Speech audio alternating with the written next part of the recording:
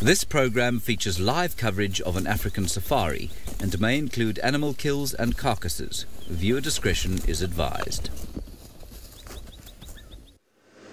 Well, good morning everybody and welcome.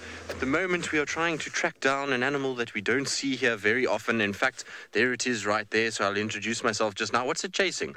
It's chasing after something. It's going to cross the road. It's chasing a scrub hare. That's amazing. So it's a jackal that we're looking at, a side-striped jackal that is hunting at the moment by the looks of things. So we're going to try and catch up with it. There it goes. It looks like it's chasing a scrub hare around, which is amazing. We don't get to see jackals hunting all that often at all. There it goes. It's running in front of us. It should come out onto the road fairly shortly, but we're not going to be able to see it. Hold on, BK. There's a big tree in the way, of course. This is how it often is with jackals, is that they run all over the place. There it goes. Hold on. We'll hopefully get one glimpse of this jackal as it runs away from where we are. There it's going. Now it's stopped for a bit. It's obviously on the hunt at the moment, so I'm going to move my spotlight away so you can hopefully see where it's gone. Oh no, now I've lost it too. It was right there where there it is, BK. It's going through the grass there. There it is. Can you just see it in the background? So it's a side-striped jackal that is busy moving around, and these are not animals we see all that often here at Djuma. Jackals used to be a lot more numerous than what they are now, and unfortunately their numbers have dropped quite a bit due to many different reasons. So we don't see them nearly as much as we used to now. While we try and catch up, my name's Tristan. On camera I've got BK this morning. Chaotic start to the day, but well worth it, I would imagine. There's lots of you out there that like seeing the jackals, so I hope you're enjoying the start of our morning. Now we are looking around, and I think it's because of this jackal that impalas were alarm calling on quarantine. But we're going to try and see if we can just search around in case there's something else. But this trotting through the grass might have spooked the impalas quite a bit. Now what I'm going to try and do is, it looks like it's running off towards Zoe's road. So I'm just going to loop around quickly and see if that's going to work. Remember, we are coming to you live from South Africa this morning. Kenya, I think, is going to be having the morning off, and so it will be myself and Ali out on drive and James Hendrai on foot. And so you guys can interact with us on #SafariLive on Twitter or at FC on the YouTube chat. Remember to keep it relevant to what we're seeing, and we'll try and answer as many questions as we can. Hopefully you will ask lots of questions, because otherwise we won't be answering much at all if there isn't participation from all of you. Good. Now this jackal, where have you gone? It ran this direction, so I'm hoping I can catch it here somewhere. But it was chasing a scrub hare, which is, I haven't seen jackals hunting scrub hares in ages. It's been a long time. Obviously in the Mara we see a lot more jackal than what we do here in Djuma. But like I say, an actual sort of hunting, chasing jackal, not that often have I seen it. It's funny though, the side stripes tend to be a lot more kind of active in looking for food than what the black-backed seem to be. But I've lost it now. I don't know where it's gone. It might have gone back towards sort of quarantine. Just turn a little bit and just see. Sometimes a different angle helps. No, I don't know where it's gone, unfortunately. Anyway, that was pretty epic way to start our morning, that's for sure. I certainly think so anyway. There goes some hyena tracks, and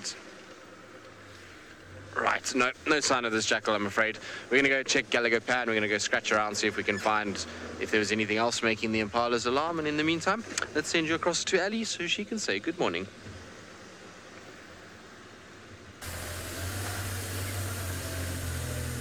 Good morning, everyone. It is a very chilly morning today. It's overcast and we have got jerseys on. Not exactly polar vortex cold as many of you are experienced, but still enough for the African summer. My name is Ali, and on camera with me today is Seb, and we are very happy to be taking everyone on a morning drive. If you've got any comments or questions, use the #SafariLive or at FC on the YouTube chat. Now, we were very excited this morning when we started hearing the impala alarming, and there was a lot of commotion. Everyone running to the cars, grabbing radios, spotlights out, and well, it did turn out to be a predator that was annoying all the impala, and I'm very happy that Tristan managed to get that side-strapped jackal on camera, because we don't see them a lot around here, so it's very nice to actually be able to spend some time with them, especially when they're doing very interesting things. Our plan for the morning, well, I think seeing Seb is with us, we're gonna go face a very jungly-like place in Djuma in South Africa. I say jungly because it's a very dense block, but there's a reward. In that block, a young leopard was left yesterday. Little Tlalamba was up there, and apparently Thandi was left going back towards where Tlalamba was after Tingana stole her kill. So who knows, maybe they'll be around. Maybe we'll be able to get lucky with mother and daughter today. So we're gonna go and try, see if maybe we can pick up any tracks or, any spots, which wouldn't be too bad. It's a good day for cats. So hopefully they'll be around. Hopefully we'll have them. So we're gonna go look for them. We are still far away from the general area, but fingers crossed we'll get there within the next, I would say, 20 minutes or so. Just driving very slowly in the morning also because we cannot see the road all that well, and it's a little bit hard as the sun starts coming out because we don't want to miss any tracks that might give or point out where an animal's been or where it's walked or so on. So it was quite funny when we were looking for that jackal. We were obviously, of course, imagining Hosanna was back on quarantine because why not? Spotlights, everything else, and then we were like, oh, what is that? Yes, sorry, I just heard something. Sounded like a baboon alarming.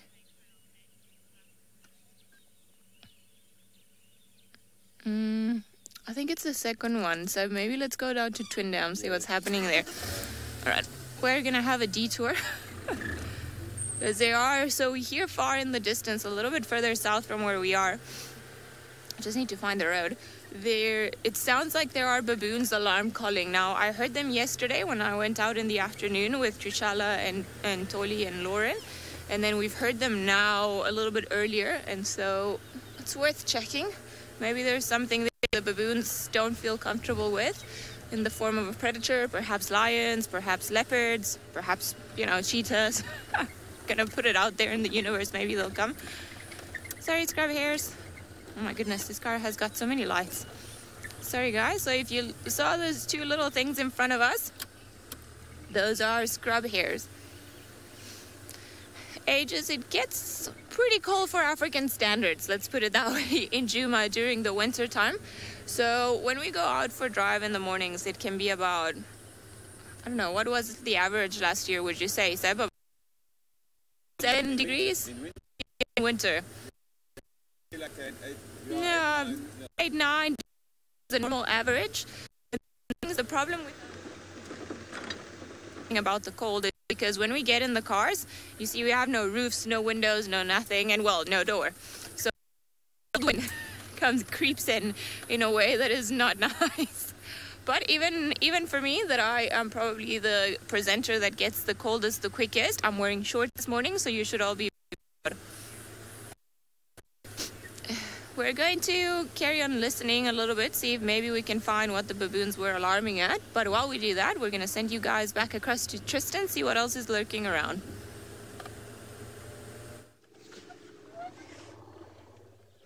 Well, as you can see, we've now managed to find ourselves a herd of ellies on quarantine as well that are just rumbling away as they feed off the various items that are all over quarantine at the moment, and that goes from anything like marulas to little forbs and grasses that are coming through.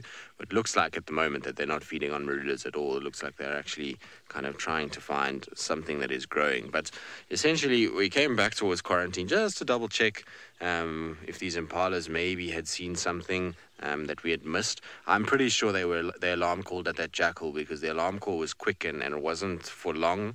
And sometimes jackals, just the way that they move through the grass can kind of trigger that alarm call to take place. And so we just came back and then bumped into this beautiful little herd of ellies. And it looks like 5 of them in total. I'm just double checking to see if it's maybe not short trunks herd. It doesn't look like it as yet.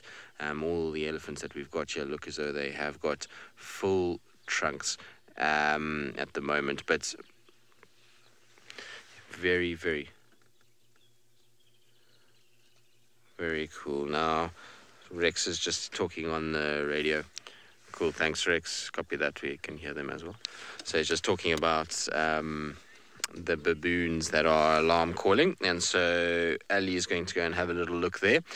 Maybe it's those tracks that I had for that leopard yesterday, which was Hosanna. Well, I thought was Hosanna's tracks. I mean, I don't know for sure, but maybe it is his tracks. Given that it's still the 2nd of February somewhere in the world, we can try and see if we can find him for his birthday. It would be a late appearance, and last night, actually, funny enough, I do need to tell you all about this because I had quite a cool sighting with Tingana. We were sitting with Tingana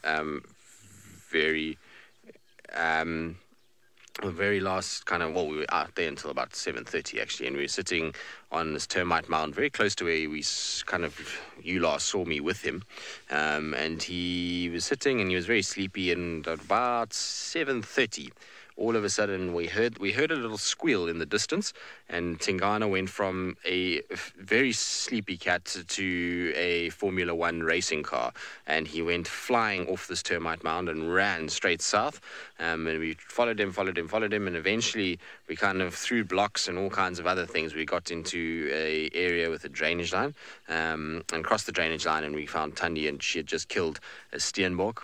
And then Tingana came racing and chased Tandi off the kill, stole the steenbok, and proceeded to demolish it in about 5 seconds, and he finished it up. By the time we left, there was actually just very little left of what was going on there, and so he kind of chased Tandi off, and then Tandi went off back towards where Jamie had Kalamba. So all of the relatives showed up on his birthday, which means that hopefully we'll start to kind of see him appearing at some point during the course of this morning's drive. It will be a late show, but you know, at his age, I suppose he's like a teenager now. Teenagers don't want to have their birthday at home anymore. They want to go out on the town and have fun, and maybe now he'll kind of do the walk of shame back in late this morning, that we can at least get a view of him. So cool, but I mean, unfortunately, it's the problem with the kill that they had is, even if we wanted to show you, all of you, and I was thinking is we could have maybe done an unscheduled broadcast, but it is unfortunately just in an area where we had zero signal in Torchwood. It was right in a drainage section, and so now we just don't get signal in that area, unfortunately. Anyway, isn't this beautiful, watching the Ailey's walk through quarantine? I'm so busy talking about leopards that I haven't really been talking about the Ailey's, but a beautiful kind of view. So, Rosemary, you say you're not speaking to Asana at the moment, considering his behavior over the last couple of days. And yes, I think that's a fair call. I said that I would sing him a happy birthday if he decided to show up, and he didn't, so he doesn't get a happy birthday song, unfortunately for him. No happy birthday song will be sung until such time as he shows his face. If he shows his face this morning, well, I'll consider it, although technically it's a day late. But we'll forgive him if he shows up this morning. If not, well, he's going to be in a lot of trouble. Exactly, classic birthday brat. And we will find him, and then we'll have a stern talking to him that he disappointed many people on his birthday, and that it's time to sort himself out and pull himself towards himself when it comes to big events like a birthday. Maybe it's because it wasn't a TV show. So this afternoon is our TV show for SABC, so no doubt he'll appear. Oh, there's a hyena with the elephants. Hello, hyena. Now, which hyena are you? Are you one of our lactating females? If so, we might go on an adventure following a hyena around, which is tricky at best of times, but we might try. I want to just quickly get closer to that hyena just to see. I wonder if this hyena is also not attracted here because of the fact that it's there was those alarm calls that might have driven that hyena to come and investigate like what we have, and then kind of meander on. But I want to just double check who it is, and if it's a lactating individual, well, like I say, we're going to try and follow it through and see what happens. What's interesting is that it sounds like there's a hyena den somewhere where they think possibly Chitwa. We just didn't get a confirmation from the guides yet, which will be interesting. And on top of that, is that the last night when I was sitting with Tingana and Jamie was with Kalamba, the two of us could hear constant whooping, which is often a sign of potentially where dens can be. And we heard it all coming from that sort of southern boundary, Torchwood, Chitwa, but definitely that side, not the Little Gowrie side. And so I wonder if maybe, just maybe, the den isn't moved onto Chitwa, which would be quite nice because apparently the little Gari den has moved. Now, who have we got here? Ooh, it's so dingy, I can hardly see any of the markings on this particular individual. Turn your head for us. Let's have a look. I'll need all of the experts to help us. With the naked eye at the moment, it's still too dark to really even discern spots, but I suppose on the infrared, you can see a little bit easier. It definitely looks like it's lactating. I can't see who it is, to be honest with you. I want to hazard a guess that it's maybe one of our big girls, but it is lactating. So, Nina, the reason why the elephants don't care about the hyena is because essentially the hyena is not going to do anything to them. It's on its own. It's not rushing around them and causing a big fuss. It's just ambling past nice and slowly, and by itself really doesn't pose too much of a threat to the elephants at all. So you'll find that it's really, the elephants know they're bigger, they're stronger, and they don't have to really stress too much. But like I say, it's definitely one of the lactating females. So let's follow this hyena as far as we can and see how we go. You never know, maybe we're going to get lucky and we're going to find the den on Juma. Sandy, you say it looks like ribbon. It could very well be. It's not corky or pretty. But if it's ribbon, she is suckling. There's very definitive suckle marks on her tummy, or it looked like it at least. So ribbon was probably who I was going to go for. The ears look quite clean. But like I say, I mean, it's still dingy. You can see we're in infrared at the moment, so it's a bit tricky with a naked eye. You guys have the ability of being able to pause a shot on the screen and being able to just ID it from that. But we'll try and figure it out. So try to get a little bit closer. I don't want to get too close as she starts to run.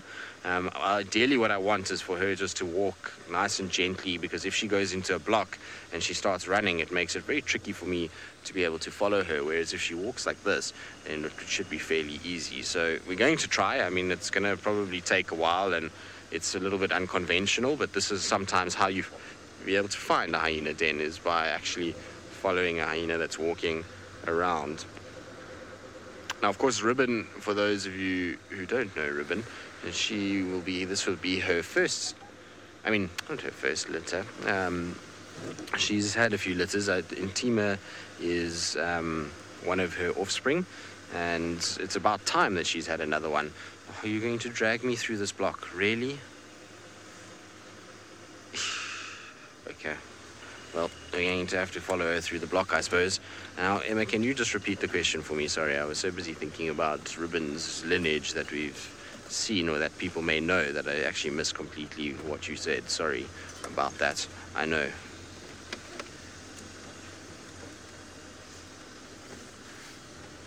Varnet's neither, I'm afraid. So you're asking, is it a striped or a brown hyena? No, it's not one of either of those. This is a spotted hyena. So it's got little spots all over it, which gives it away. A brown hyena is a very shaggy coated animal with long brown fur. It looks very different to the spotted.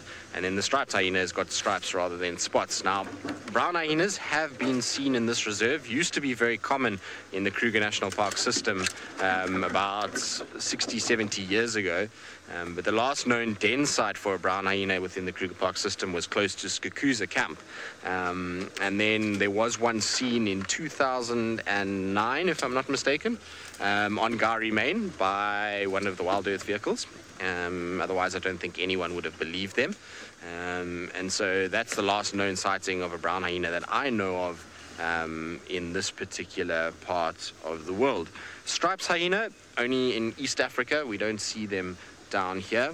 We do get aardwolf every now and then, especially near in coral, but striped hyena only up in East Africa. I've luckily actually seen a striped hyena before. Beautiful, beautiful animal. Saw it in Tsavo National Park, which is on the sort of southeastern side of Kenya. It's an area that is quite arid, right up in the northern parts of Tsavo, in a place called Ithumba.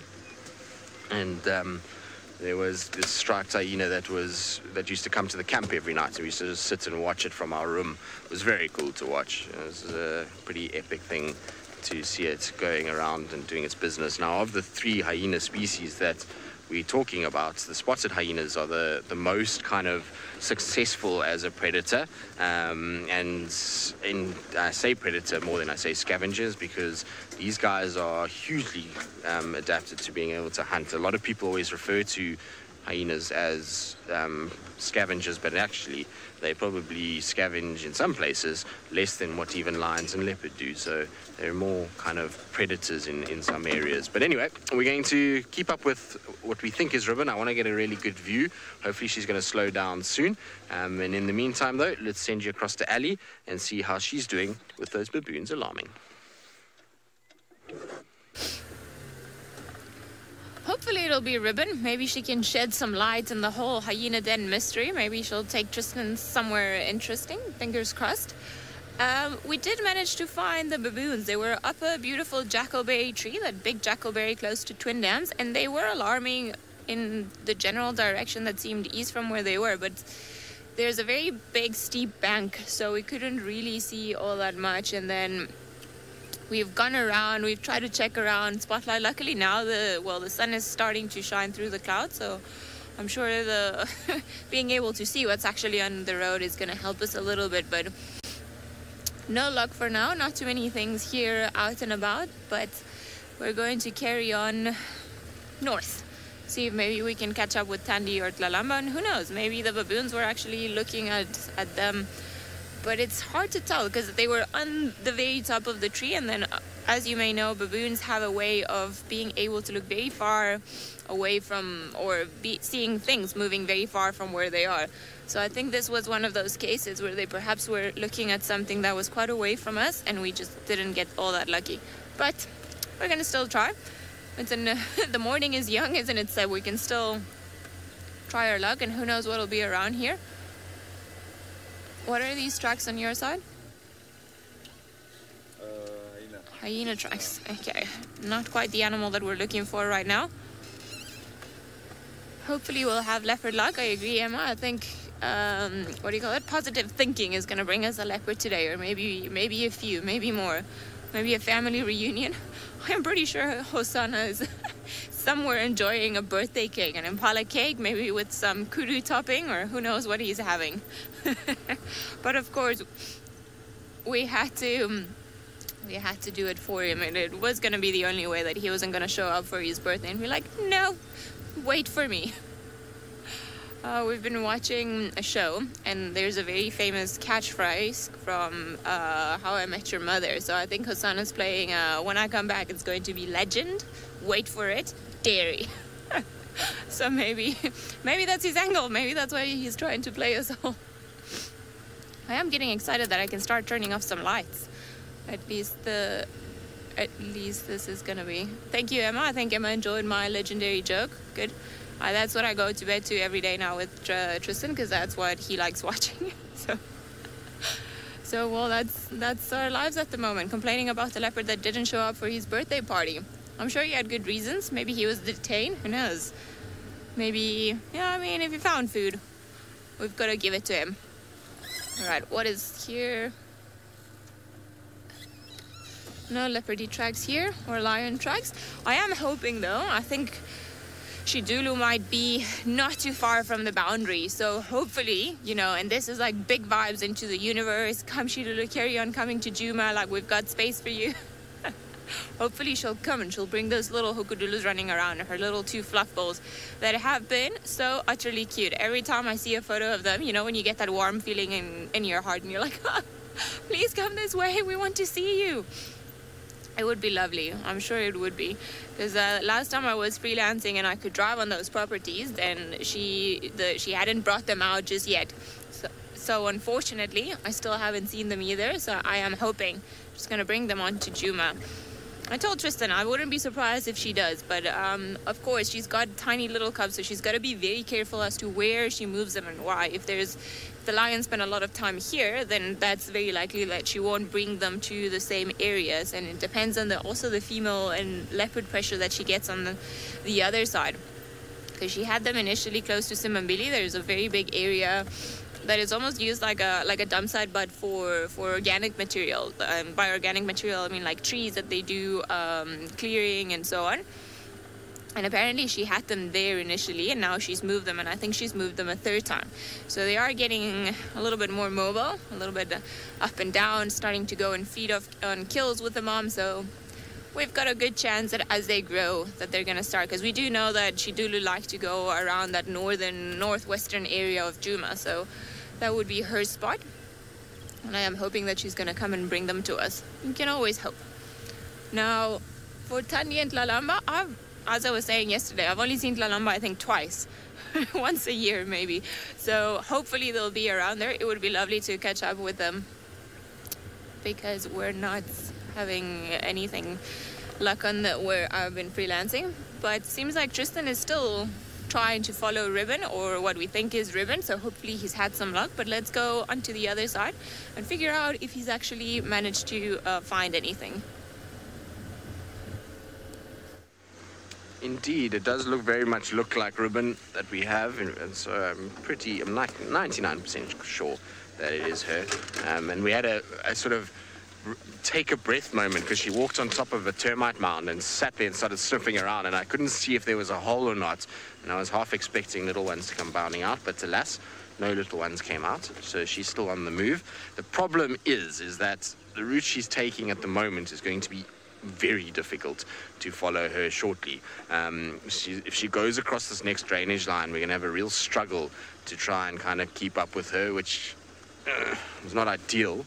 And so I'm hoping what she's going to do is use the road and then go across a little pathway, which is not too difficult for us to kind of follow her. If she goes sort of left or right of that, unfortunately we're going to have to go around and just hope that we catch her on the other side and that she doesn't change direction. But it's going to be a little tricky, I'm afraid. I was hoping she was going to take a bit of a different path. At the moment it looks beautiful and open, doesn't it?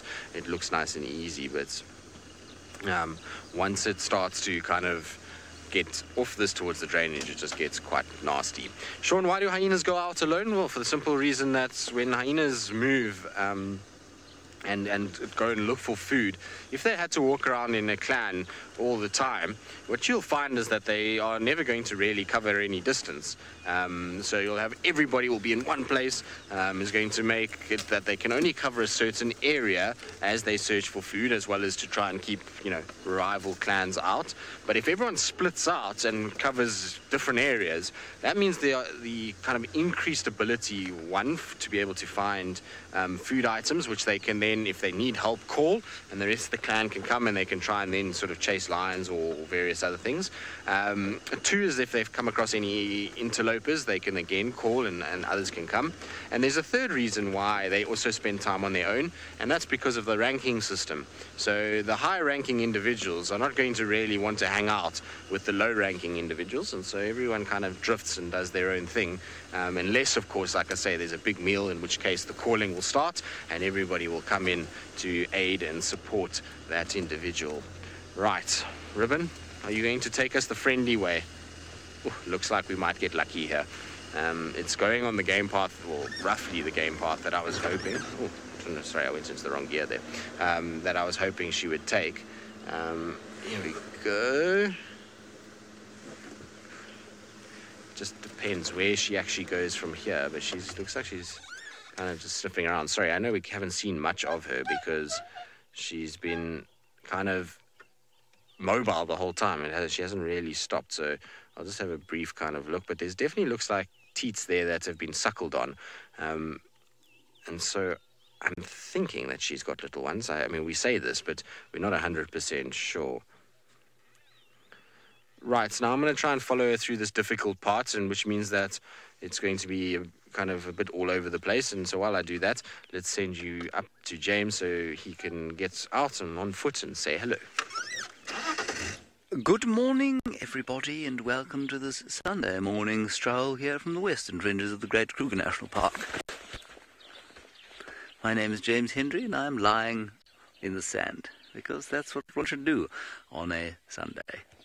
Please talk to us using the hashtag SafariLive on Twitter, otherwise you can use the chat stream on YouTube. We have got David on camera today. Hello, David. Hi. Yes.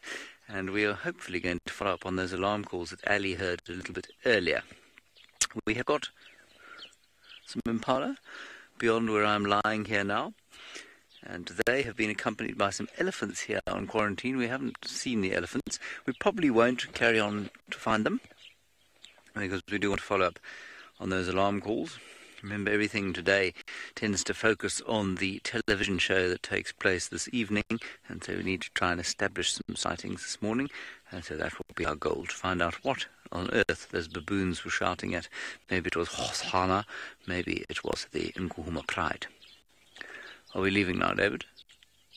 We are. Okay.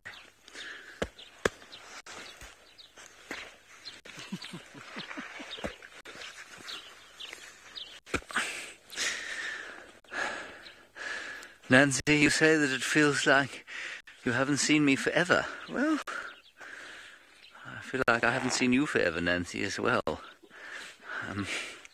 I've been in quite a bit behind the camera of late, with Corley and with Trishala. But here I am again, don't worry. Thank you for noticing there, Nancy. I fear most people haven't. Now we've got a beautiful sunrise coming, a nice pinkening sky, so that's very nice. And I think we're in for another very nice day. We've had some beautiful weather over the last week or so. It hasn't been too hot at all. And there have been some nice clouds floating by. There is the lovely pinkening sky. Do you show it to us, David? It's not too much trouble. I'm told by Emma, aka Lovely Lovely, in the final control, that this is rather cinematic. Well, I don't know really what that means. Does that mean it smells like popcorn?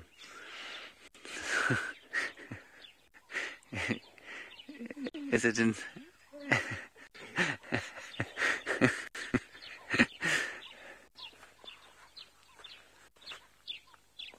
We've now spotted the elephants. Come. Rexon has spotted them. Let's have a quick look at them. He's pointing over the top of quarantine clearings. That's the clearings that we're in over here. There's also wildebeest over there. Lots going on. Let's check the wind quickly. There's no wind to speak of, so that's good if you want to view elephant on foot. Gosh, what a morning. As the sun's come up, so the dervs have started their endless call.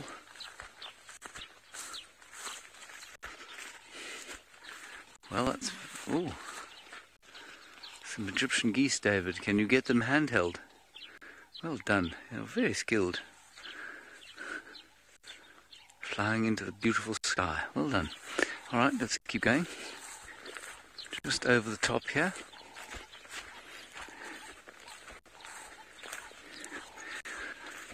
Now with elephants, of course, you want to keep some cover between you and them. We can't actually see them yet. Yes, cool breeze, elephants do make a noise when you're eating, so that you can hear them. Normally it's the breaking of branches, the snapping. If they eat grass, you have to be pretty close to them to hear them, because they just make a ripping sound. You hear whack.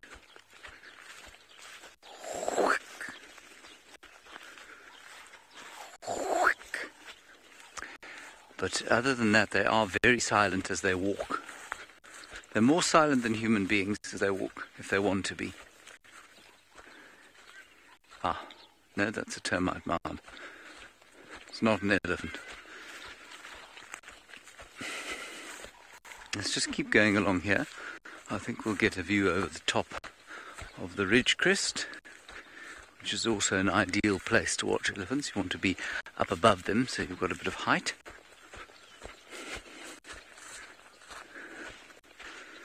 Okay, we'll see if we can get into a viewing position. Let's go back to Tristan and Rebon.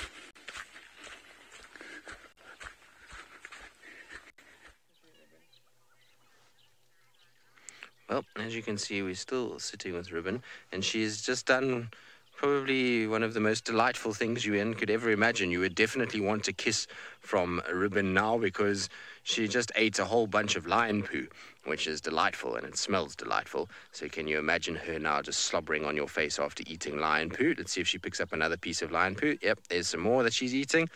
Lovely. Isn't that delightful?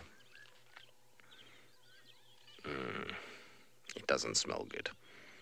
Now, it's quite common to see hyenas do this. I've seen them do it before. But it really doesn't make the stomach any easier. But while she's stationary, let's just go back to her teats if you can, BK, because I want to try and see how... There we go. So that looks like a very clear indication that there are little ones somewhere. You can see those teats are quite swollen, and there's definitely sort of hair loss around them. Now, that's often an indication that a hyena has got little ones. It doesn't look like it's heavy with milk, so I'm not sure if maybe she's either already or is about to give birth or has them already. I'm not sure. It's difficult to see because she's not heavy with milk, so maybe she's still pregnant. She does have a sort of roundish tummy, which is interesting, but those teats definitely are a lot more swollen and a lot more visible than what you normally would see from a hyena. Now, of course, she's going to block. There we go. So it does look like it, doesn't it? Have you given birth yet, or are you about to give birth? Tricky sometimes, especially if they only have one. Hello, girl. So she's obviously smelt the lions and is now milling about in this area. The problem is that she's going into the worst possible place. What I'm hoping is she's just going to sniff around because she just smells the lions. I'm hoping she's not actually going to go back the way we just came, because that's not going to be very pleasant at all. But what there is at the moment is a beautiful, beautiful sunrise as well, which you guys can see there. Some very pretty color. Oh no, wait, ribbon's coming straight back to us, so BK can show you that while she kind of heads in our direction. But isn't that pretty? It's a beautiful kind of morning that we've got at the moment. Very, very, very pretty indeed. Now, where is she going? It seems like she's going to go behind us. Ruben, honestly, do you have to go that way? Why don't you just come back to where we are? Let's see. Aegis, well, their milk, you know, is... A lot of people don't know this, but their milk is very tasty. In fact, in some parts of Africa, hyenas are milked instead of mother's milk. So they feed it to babies because it tastes so delicious and babies just can't stop having it. And so they actually substitute mothers for hyenas, and that's what the babies will feed on. No, I'm joking. I have absolutely no idea what milk tastes like because... why would you even drink hyena milk? No, I don't think anyone knows what hyena milk tastes like. It seems like a awfully silly thing to do, to go and milk a hyena to drink it. You know, it's like asking what cat milk tastes like. Many people are not going to milk their cat or anything like that. So I'm not sure is the answer to your question. You're welcome to come and try and milk a hyena and see how it goes. I'm pretty sure a wild hyena... I'm pretty sure hyenas are not going to take kindly to you trying to milk them. But Ribbon's going all over the show. She doesn't seem to have a sort of set direction at this stage. She's, I think, kind of got her nose to the ground, which means that I don't think she's going towards the den just yet. She's probably going to have a little bit of a sort of look around, but definitely nose down. It's where the lions were, not yesterday, the day before with Ali. We had the little pan off Pangolin track, and so she's kind of just got her nose down, smelling where the lions moved around, and I hope maybe that there's more dung or maybe bits of a carcass that she can eat. Good, let's keep following her though. Let's try and see where she goes and what she gets up to. And in the meantime, let's send you, I believe, to somebody who's got spots in the grass. I'm just not sure who.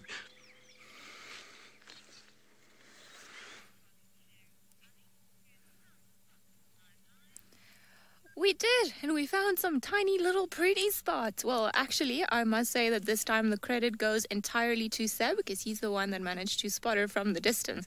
Lucky he's got a bit of a higher place since he sits higher up than what I've been, because if you come from the road, then she is pretty much behind some fallen over trees in the long grass, so it would have been impossible. So, well done, Seb. Thanks to you, we've got spots today, and it's nobody else than the beautiful Tlalamba. Yay! So she is actually very well behaved considering. And she's not too far from where Jamie and Seb, from where Jamie and Seb left her yesterday. So my guess is, because we haven't seen any tracks actually coming from the road that we came into, Cheetah Cut Line and then Guaripan and then all those areas, I think Thandi hasn't come here overnight. She's not too far from where Thandi left her. She is bound to move eventually a little bit. All right, we're going to quick link you guys across to James because he's got something very exciting.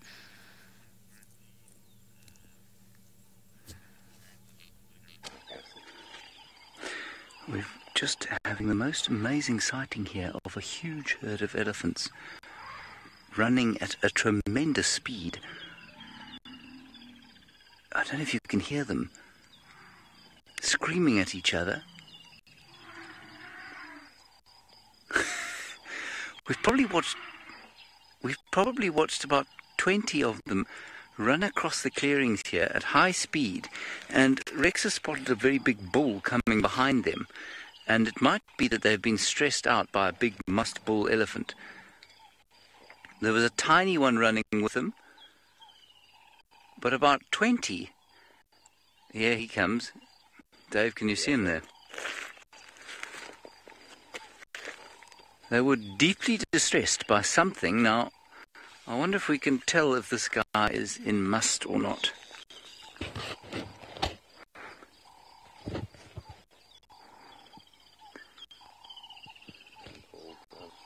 Yes, he's got streaming temple glands, but that doesn't necessarily mean he's in must. What I'm doing is just looking with my binoculars to see if I can see between his legs. He's definitely following that herd. No, there's no dripping between the back legs, so I don't think he's in must. He's also not that old. I mean, he's quite big. He's probably about a 30-year-old, I guess. But I'm not sure why he would have created that level of consternation in that herd. But they were running at the most tremendous speed, and of course it's rather hilarious watching elephants running. They look like sort of very irritated and slightly uncoordinated power walkers, because they can't in fact run, they walk fast. How very strange. We're definitely not as there that you can see the herd now. They've calmed down, they're feeding. We're not going to go following them in that bush though. It would be very silly to try and follow them into the bush like that while they're upset. We're nowhere near them, so those of you who are telling us to be careful, thank you very much, but we're a good sort of 100 meters from them, so it's perfectly safe to be viewing them. So the sun has just come out. I'm not sure if you can see that the light has changed slightly. Brian, I don't think there's a predator involved here, no. It's not impossible, but I really don't think so. That bull, something about that bull was putting them off. Rex is just nodding his agreement. But that bull we've seen before. He's got short, small tusks. He's a relatively large fellow, but he's not old. And he's very relaxed around us as well. I don't know why he would have irritated them like that. Doesn't look like he's in must. Maybe he's coming into must, and maybe there's an estrus female in that herd that he's harassing. Anyway, shall we continue, David? Are you happy to continue? Yes, good. Let's carry on. Let's do a little cinematic shot through here. Shall I be cinematic, David? Jason, while I'm being cinematic, you wonder what must means. Jason, must is a condition that male elephants experience, and it is their mating time. Their testosterone levels increase a huge amount, which means that they become, well, desirous of elephant cows, basically, not to put too fine a point on it. They also become slightly more irascible and slightly more easily irritated. So they're almost like highly strung, very frustrated animals on the edge of temper snapping. And that's because their testosterone levels are so high. And elephants start to experience this from around about, we think, only about 20 to 25 years, although they may experience short semi-musts before that time, and then they experience full-blown musts sort of between 25 and 30 years, and often they only mate for the first time, especially in an open system like this, at about 35 years. So it's, there's a lot of pent-up frustration by the time they eventually do mate, and by the time they eventually do go into a full must. And what it does, Jason, is it smells like sweet honeyed leather. Basically, the dripping that they make, rotting sweet honeyed leather, and they drip this.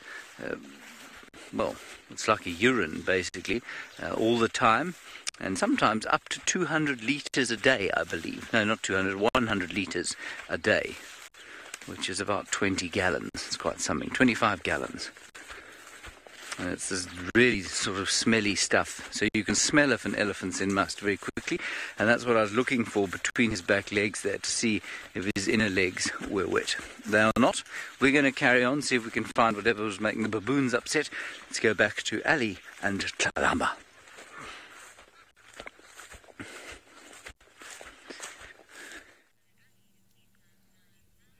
Well, that must have been quite an exciting sighting to witness on foot. I'm sure James, his heart must have been beating really fast to see all of the elephants running while they're there. Our little Tlalamba, she went down for a bit of a snooze after you just left us, and she's pretty much up to the same. She does put her head up every now and again, and then she faces in a westerly direction. So I wonder if Tandi's perhaps not lurking around somewhere around that area, if she can hear something or see something that we cannot, because from where we are, there's definitely something. But she is very well hidden. We were actually commenting on the fact that had she not had her head up when we drove past, then there is no way. Look at that. There's no ways that we would have seen her. I mean, if you look at it from a distance, where's the leopard? Impossible to spot it. We can actually, make a screenshot out of it and then try to look for the leopard. It's impossible. And you see the road is actually not too far away, but with the way that she's lying, there we go. The road is that light patch to your right, in between those dead trees and so on. So we didn't go that far when we saw her. We actually saw her before that tree that is over there, but we always say that we drive past many leopards every day, and I think this is a clear way as to why we say that lying down it's pretty impossible. That camouflage works spectacularly well just to break their general body shape, because that is normally what gives an animal away. It's the movement of an object, but if you can break that object up and you don't see it as a thing that stands out, but part of the general surrounding areas, shadows, light coming through the trees, then it's pretty much impossible to spot it. What are you looking at? You see, she keeps doing this. She keeps putting her head up, moving, and then ears pricked up, looking always in the same direction.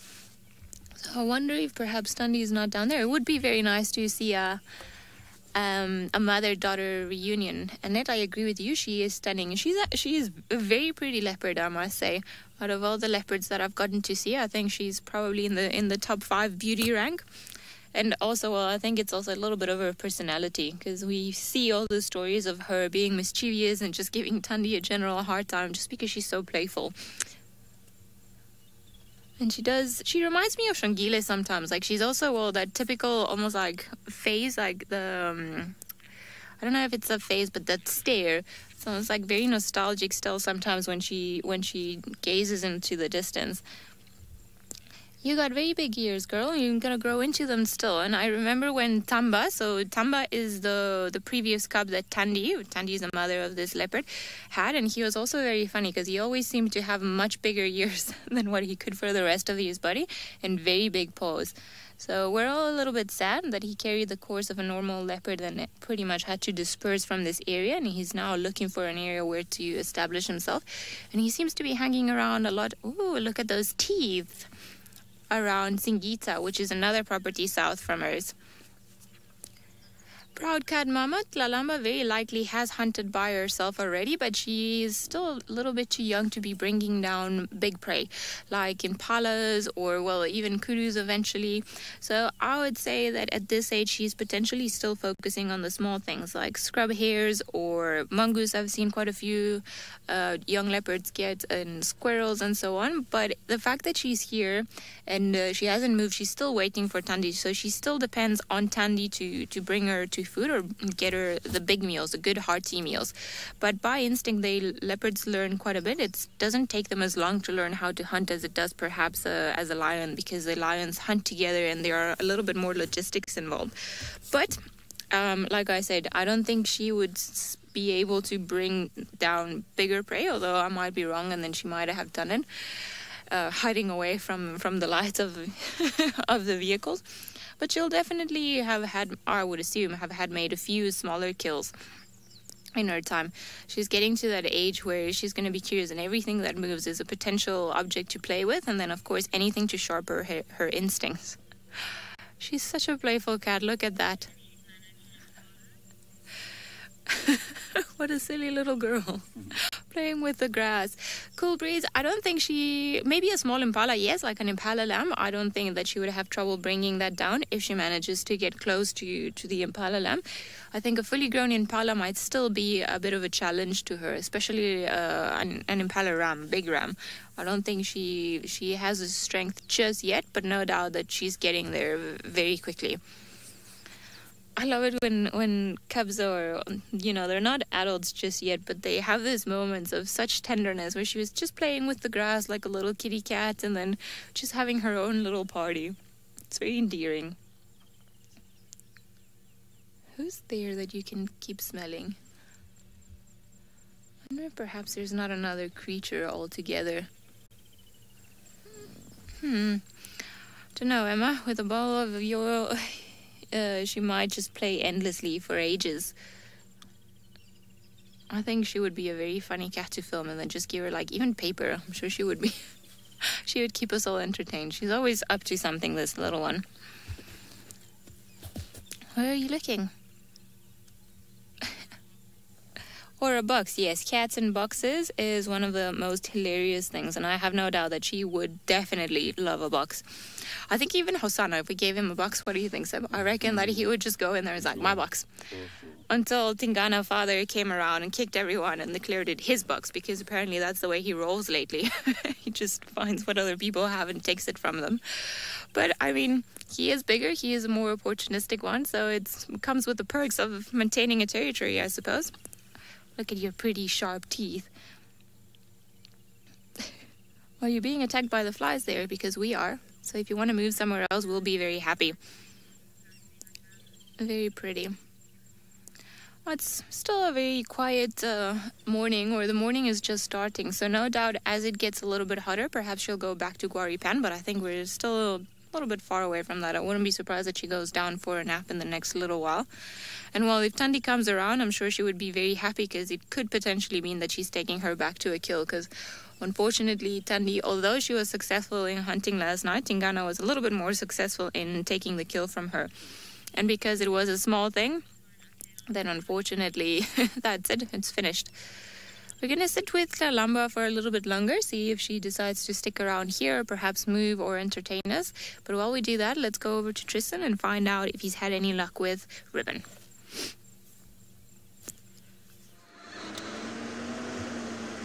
Well, we're kind of failing at the last hurdle here, I'm afraid.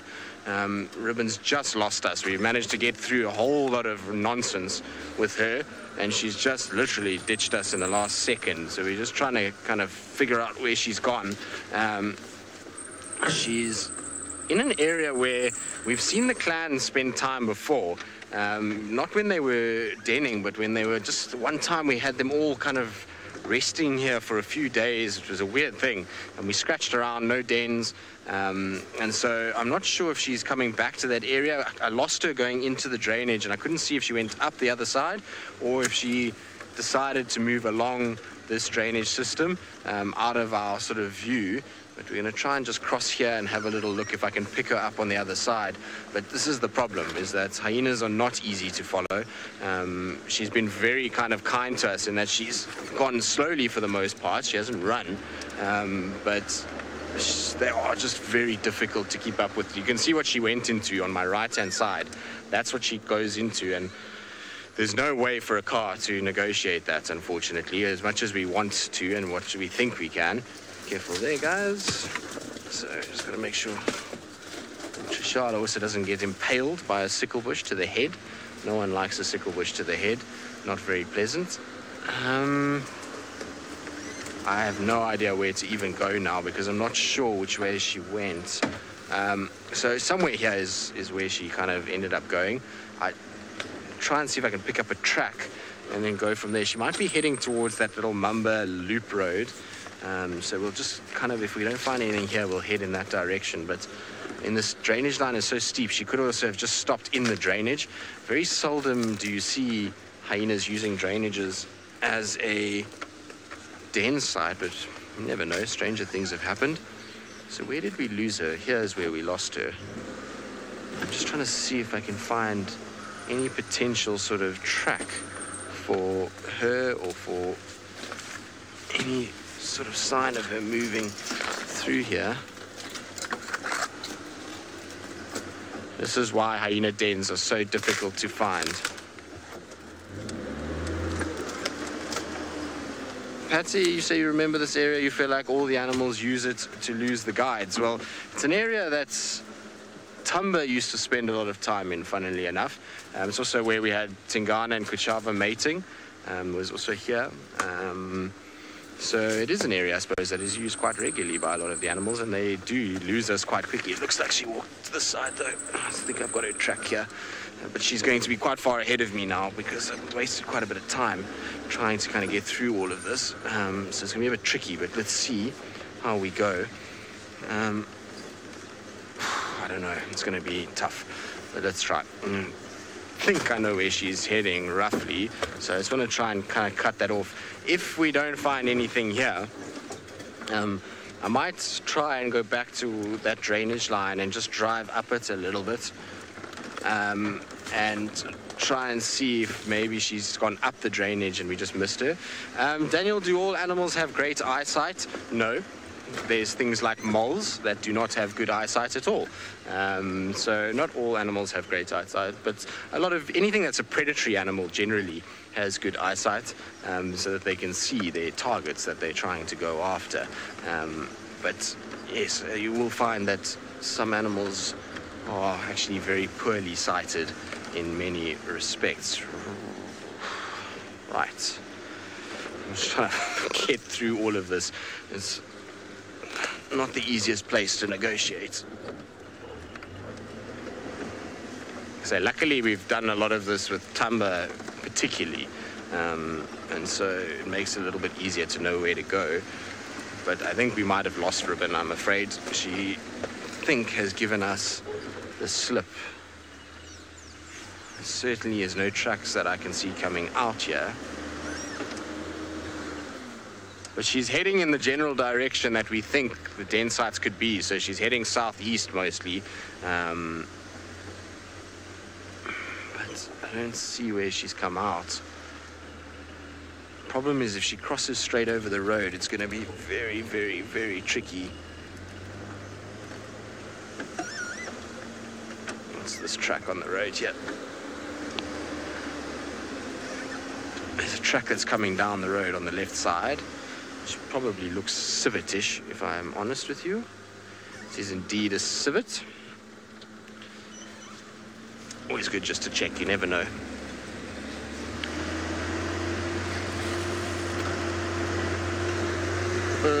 Ribbon, why did you lose us there? If she'd just gone through the crossing point, it would have been so easy, but she went into that drainage and I couldn't see where she went from there. We just lost her completely, and I don't know if she went back towards the Mawati or if she came straight across or she walked up. But she definitely hasn't come out onto Mamba yet, so not ideal. All that for nothing so far. All right, let's try and head back towards the Mawati. Maybe she turned back into the drainage line itself. She could also be here investigating, given that baboons were shouting here. She could be doing what we're doing, essentially is what we often do, is follow alarm calls. And we know Ali came round this way, so maybe she's just coming to see if she can find anything. Could also be that. But she seemed to be walking with a fair amount of kind of purpose as to what she was doing. So I'm thinking that it wasn't only the baboon calls that were driving her. But alas, I don't know where she's gone, I'm afraid. Now, apparently, because I'm talking about baboon calls, I can now send you to James. I don't know if that means he's got baboons, or he's acting like a baboon, or he's going to call like a baboon. But either way, I'm sure it will be entertaining.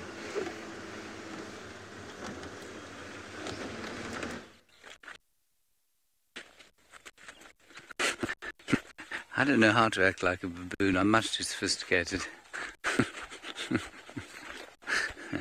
Right, we've come down onto the Marty River to see if we can't pick up on what those baboons were shouting at. In the meantime, let us have a look at a whiteberry bush, Flugia verosa. Very good. Now, David, these are not ripe. You see that? Mm-hmm. So I suspect that they will be disgusting.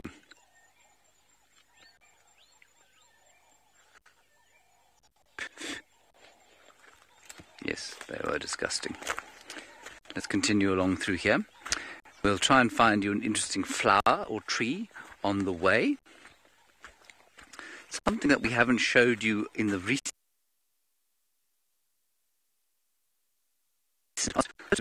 I don't know what's going on. Apparently we're going back to Ali now.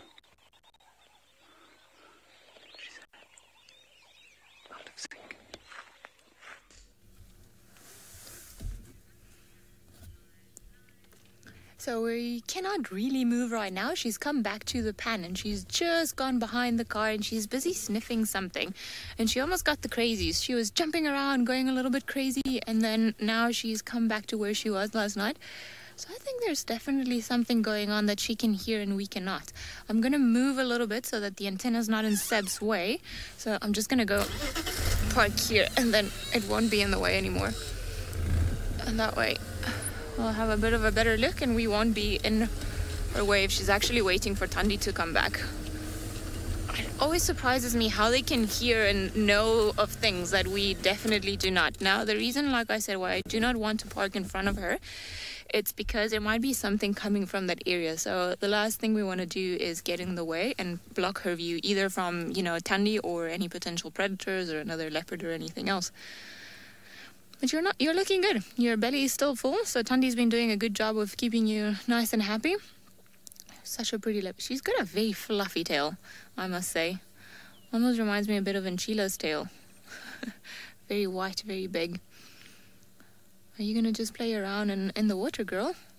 So head down. She's sniffing something, either another leopard or perhaps she's sniffing something that we have brought with the tires of the car, another plant or something else. But judging by her attitude, I would reckon she can smell another leopard, another someone that has been around here.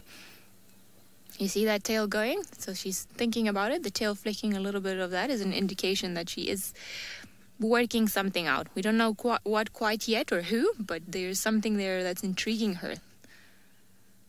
Whoop, there's the tail going. I am surprised that I've never noticed how fluffy this tail is. Okay, you are going behind the vehicle again. Very pretty. She does look like Thandi every now and again. Where are you going? All right. Seems like she's going to the gully system where Jamie and Seb had her yesterday. So let's just go around here. Hopefully she won't make it too difficult for us, because there are some spots that are very... Oh, running. She's gonna come in front of us. Have you got the crazies? Are you bored now? I think maybe she's also having a bit of a morning routine. I'm sorry that we caught you there. Well done, Seb, on giving her a little bit of privacy. No, she is looking at something. She's actually stalking something. I don't think she is having a morning routine at all. Maybe you are. It's hard to tell. There are a bunch of leaves in the way. Very entertaining little girl. I wonder. There's definitely something around here that's been keeping her guessing. We're gonna wait a little while longer. Obviously, we're not going to leave her. We want to try and figure out what it is that's got her attention and why she's moving up and down. But while we do that, let's send you guys back across to James and find out if his heartbeat has finally relaxed a little bit after that encounter. Yes, here we are resting on our Sunday morning on the dirt, having a little snooze in front of a flower called Hibiscus calophyllus, otherwise known as the wild stock rose, if you prefer the English. The reason that it's not great to use the English names for these things is that they all are called the wild stock rose, so very similar species have exactly the same English name, and yet they are appreciably different, and so we use the Latin names, Hibiscus calophyllus. Now, on Hibiscus calophyllus, we have got some drop-tailed ants, and I suspect that they are looking for something sweet. I've seen them tending aphids quite often, so they will milk aphids for their honeydew, and I wonder if they're not doing the same sort of thing, or if they're managing to get some sweet nectar from the plant itself. Let me just touch it, one of the other ones, see if it's sticky at all. I can't feel any stickiness. Maybe there are aphids on this plant. Look how beautiful the light is on it. Isn't that lovely, David? Yes.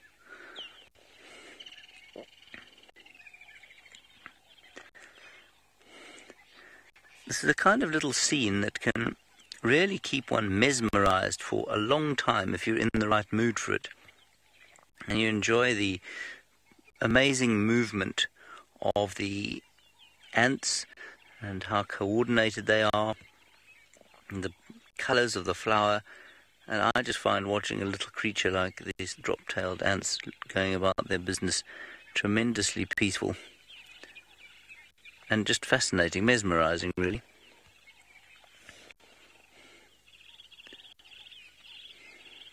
I don't see any aphids there. Aphids can, of course, be microscopic. Yeah, Snazzy, they look huge, but they're really not. They're about the size, the length of my baby fingernail. Stick your hand in there. Yes, there's my hand. See how big it is, David? I'm an enormous person. I met someone the other day. In fact, I met a few people the other day who were here on our viewer expedition. And quite a few said to me, "Oh, hello, nice to meet you. You are smaller than we thought you were." Which, of course, I'm just warning any of you who do meet me in later time, it's really not something you want to hear.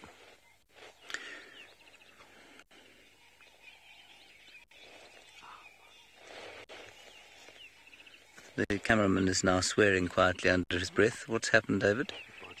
Did a biting fly bite you? Yes. Thank you very much. All of you saying that I now look as big as an ant. Fantastic. Yes. Now, there are a number of different hibiscus species that we find over here, or wild stock roses. I think this is one of the most common, calophyllus. Cannabinus is another one with leaves that look like marijuana leaves, so I'm told by David.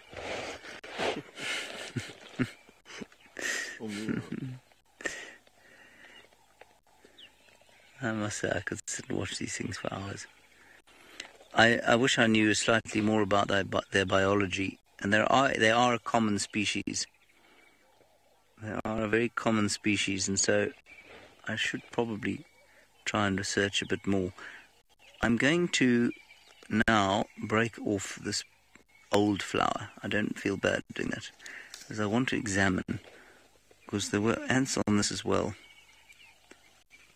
And maybe it would be a good idea to stick this under the microscope. There are some little white things on it, but I don't think they're aphids. I'm going to have to do some more research. It might just be nectar that they're after. Alrighty, unlike these ants and unlike me, Shalamba is jumping around apparently.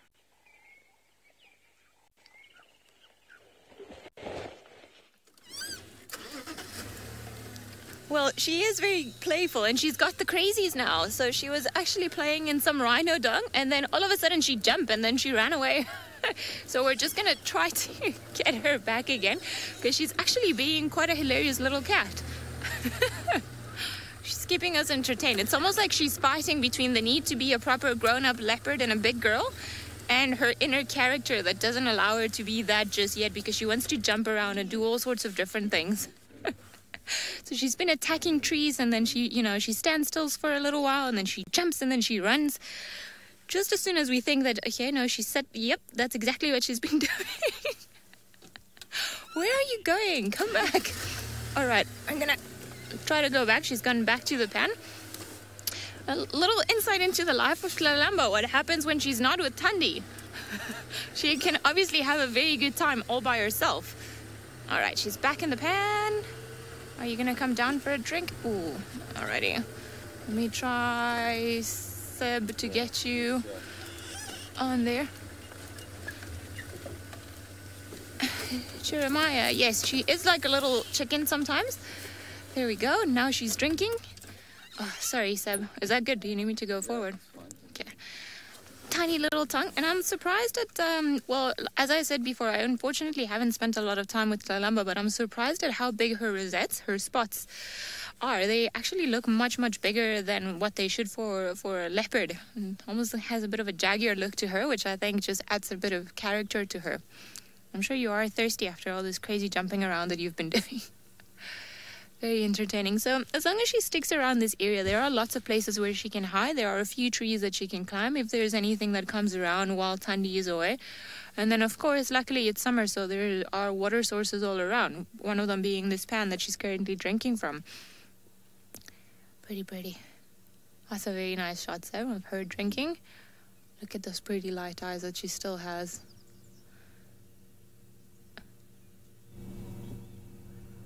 Ah, stunning. Just what a beautiful view.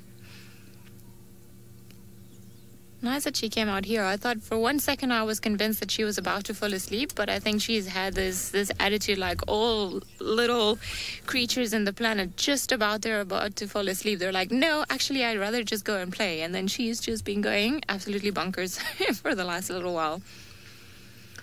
And I'm actually surprised. I was mentioning to Seb, every time that she looks up, she reminds me a lot of Shangile, which is funny. I know there was a study done on civets a long time ago that suggested that actually even the spot pattern of the civet is inherited or by it develops at a fetal stage, and it's very similar to the one of the parents. So I wonder if perhaps this has also, well, it'll be interesting if somebody does a study like this on leopards.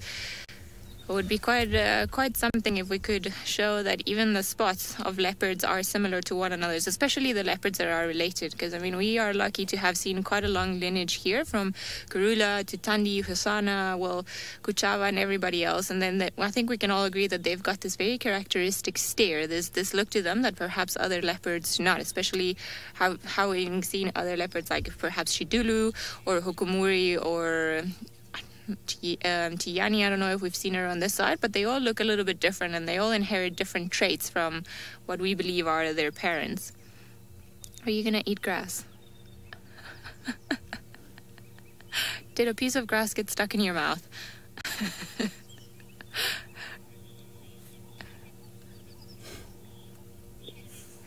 Judy, I believe her spot pattern is 5 and 5, if I'm not mistaken. So 5, if we can maybe zoom in, we'll be able to look. 1, 2, 3, 1, 2, 3. Or maybe it's 3 and 3? Yeah. 1, 2, and 3. So we're counting the big spot just above the whiskers. I wonder who's got 5 and 5 then, that I thought that she was 5 and 5. So she's got definitely 3 on the right-hand side and then 3 on the other one. So it would seem like she's a 3 and 3. I would be counting the big spot. Pretty.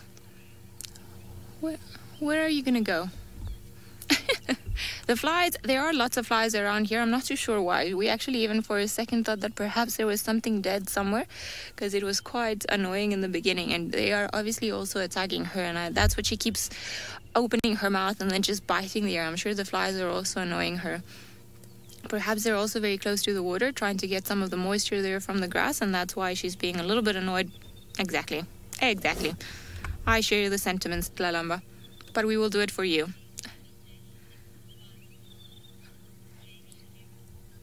Jamie, the viewer, you're saying that it's 5 and 5. I wonder if there's a spot there that we're missing. Let's see. You hold still. You hold your pattern there.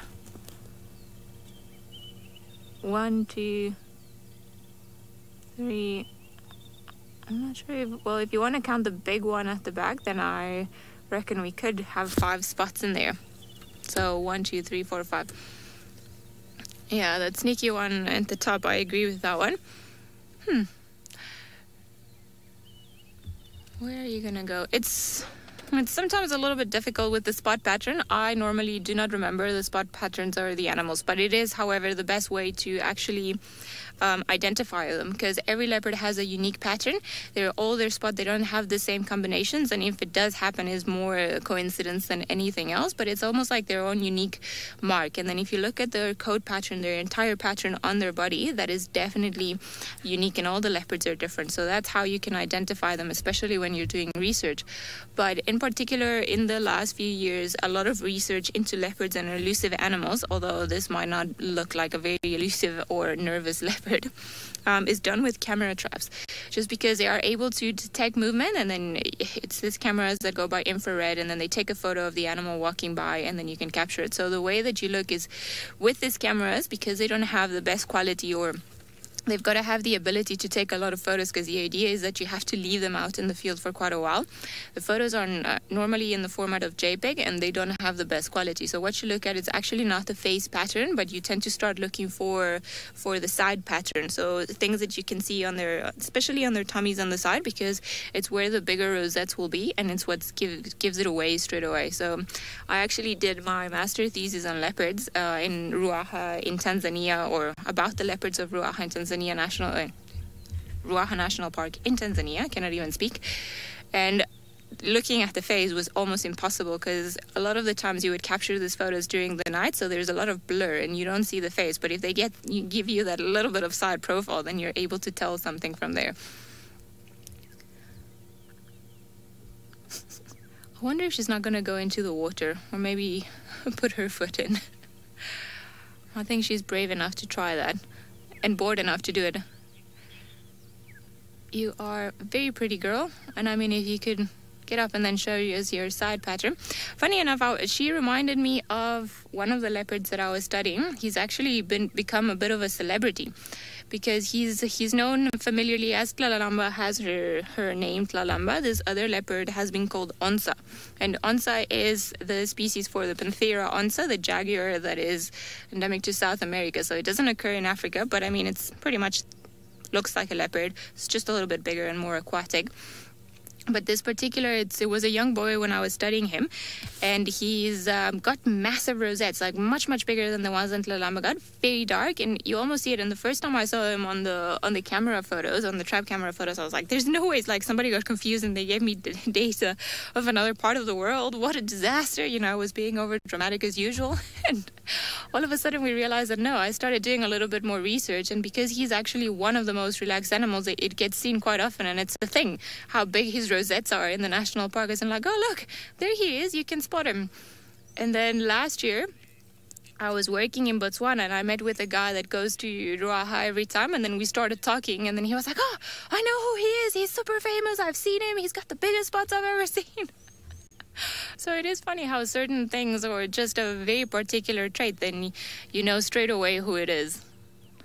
I think for now, though, I would like to make sure that Tlalamba gets remembered for her character. I think that's what captivated everyone. I mean, when she was tiny and then she still didn't have a name, everybody was calling her Rebel, because that's pretty much what she was, giving Thandi a hard time. And it's nice to see that she hasn't lost that little cub attitude yet. Well, she just get the crazies and then run and then come back and then, you know, dig a little bit into the rhino dung and then come back in. But slowly but surely she's growing into a full leopard of her own. So it'll be interesting to see where she's gonna end up establishing herself, because what happens with female leopards, unlike male leopards, is that they tend to inherit or stay within somewhat of the area where their mothers are. So Tandi's been pushing in since Karula disappeared. She has been pushing in a lot more into Juma. Kuchawa seems like she's been a little bit further south into Chitwa, and she's been around there. So I think maybe Tlalamba is going to establish herself around this area, this Buffelshoek Dam area, Torchwood. It seems like there's a bit of a gap here, and Tlalamba seems to know this area well, so I wouldn't be surprised if she eventually just decides to stay around here, and then Tandi will shift a little bit and then head a little bit more towards the central parts of Juma. Now, it is quite normal for female leopards to stick around the area where they were born, although some of them are also known to migrate quite far away from where they are. But unfortunately, for male leopards like Tamba, and Hosanna is a bit of a special case in many ways.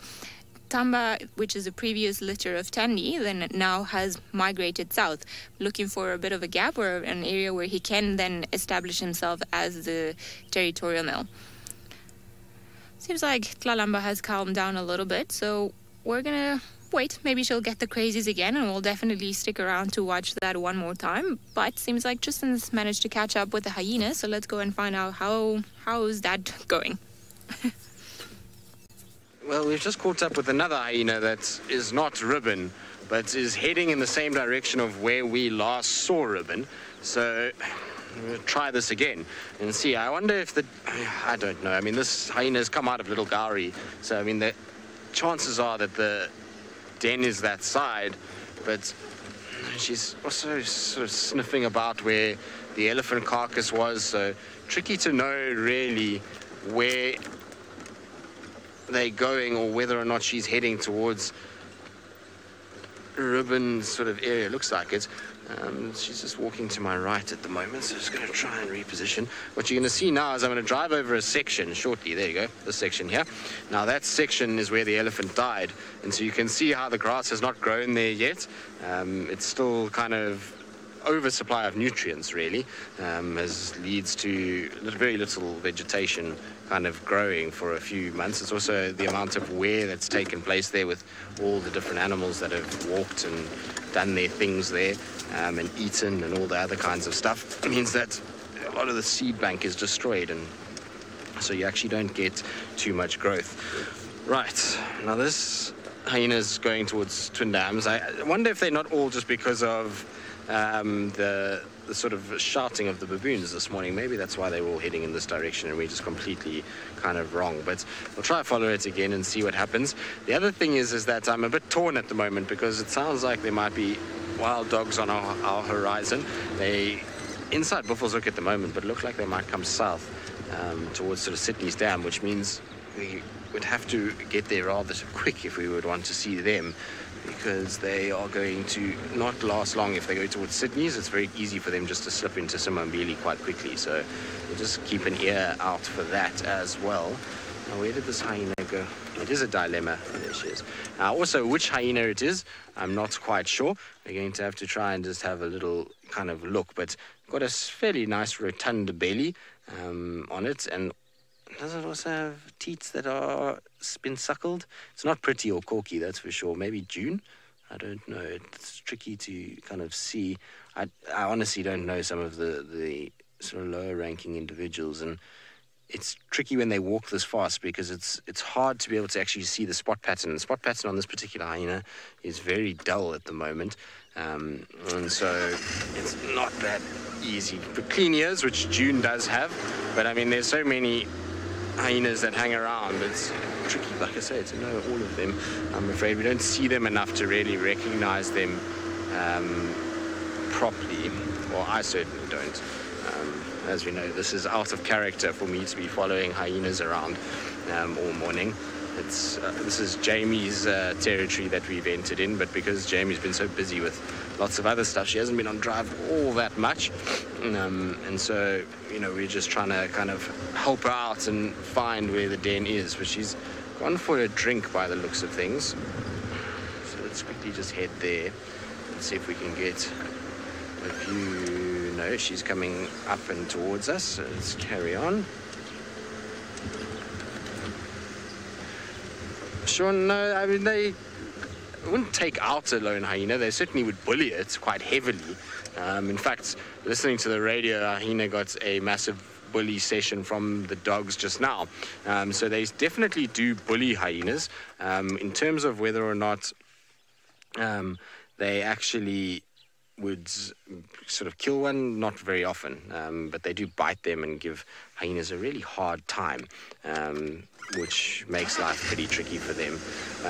So it's quite funny to watch wild dogs and hyenas. The hyenas kind of tend to run with their tail dragging on the floor because they're so busy kind of trying to stop the dogs from biting on their bum and towards their genital areas.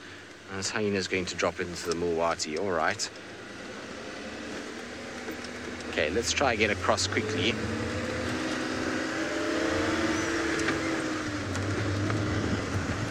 I had trucks here. This is where the trucks were for what I thought was Hosanna. And we had Franklin's alarm calling yesterday, the baboon's alarm calling this morning. There's a squirrel alarm calling now. I wonder if maybe, just maybe, Hosanna doesn't have some sort of a kill somewhere close by, or a leopard has a kill somewhere here. And that's why there's so much sort of shouting going on. The hyenas also seem to have their nose to the ground in this area, sort of sniffing about, which could indicate that maybe, just maybe, there is something around. I don't know. Maybe I'm wrong. Sometimes good to follow hyenas. They lead you to things.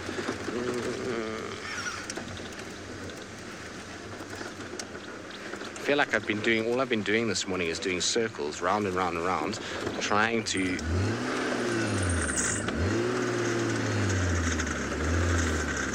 right, there we go. We're into the Mulwati. We're going to try and kind of see where this hyena goes. In the meantime, though, back to Ali with a much calmer Kalamba.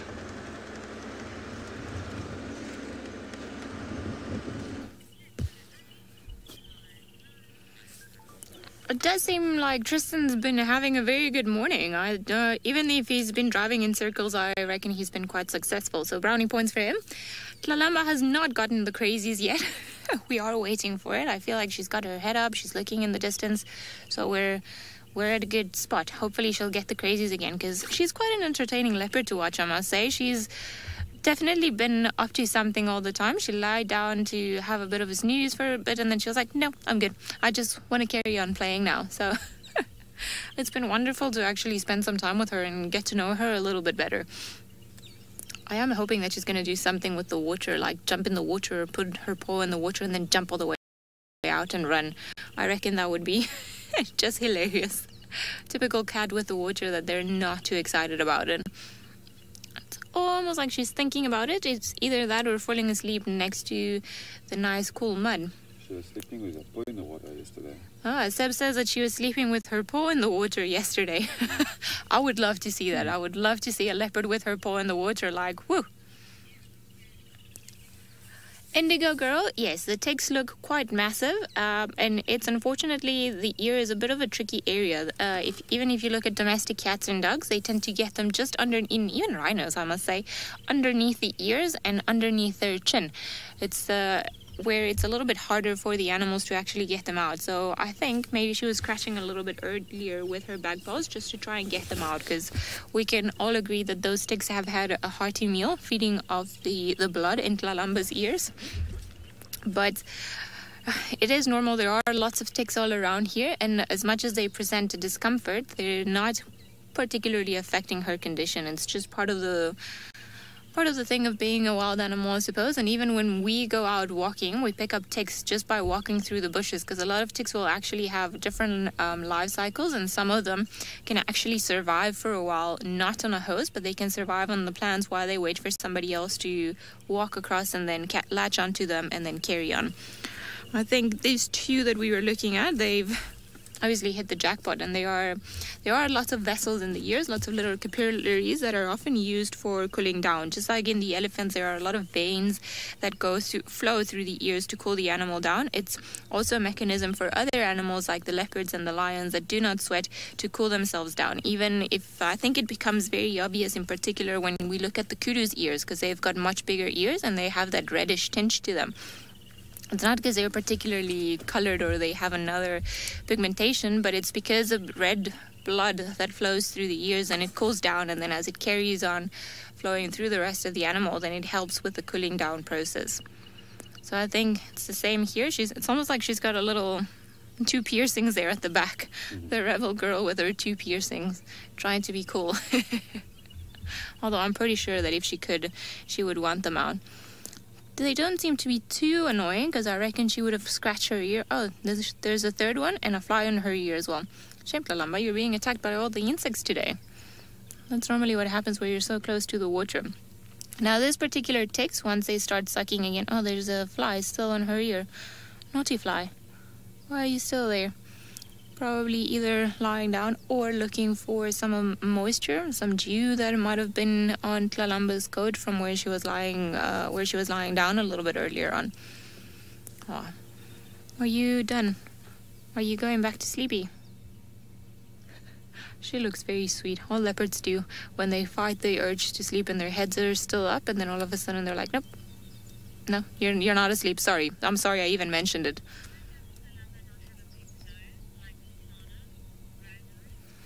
Rado, you're wondering why Tlalamba doesn't have a pink nose like Hosanna. Well, when leopards are young, they all tend to have a pinkish nose, but it starts changing coloration as they get older. So are their eyes. So the majority of the leopards, when they're tiny, and then you see them in even Tlalamba had it. I think it's quite obvious now with Shidulu's cubs. When they're tiny, their eyes are of a very light blue, and as they get older, then they tend to become a lot darker in color. Even Tlalamba's eyes are a little bit darker as to what they were when she was first seen, or in the first initial phase of her life. And then some of them will turn and they'll become completely brown eyes, and then some of them become almost of a darker shade of. Some of them light blue-green, I should say. I always find that there's a bit of a tinge to it. And then the noses in the majority of the leopards, like I said, as they grow older, then they start becoming a little bit darker. But Hosanna's got lucky with his pink nose, and he still hasn't lost it. It might take him a little while, especially the more territorial he becomes, and that nose, it's almost like there's a bit of a correlation. I don't know if I'm making this up, but I find in my experience that it's become that. As they start getting ready to be on their own, then that nose starts becoming that way. Potentially nothing to do with it, other than just age, really. Age, and then just the genetics of each individual.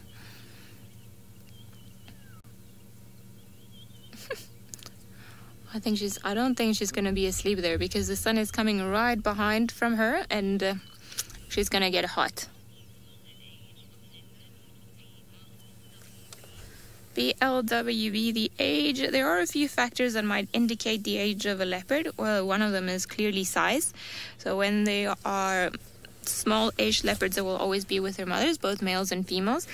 And you can start gauging their age. Well, if you can have a look at their teeth, and that is a good way. You can see particularly the canines, how worn down they are, and that will give you an indication as well if it's an older individual or perhaps a more mature individual.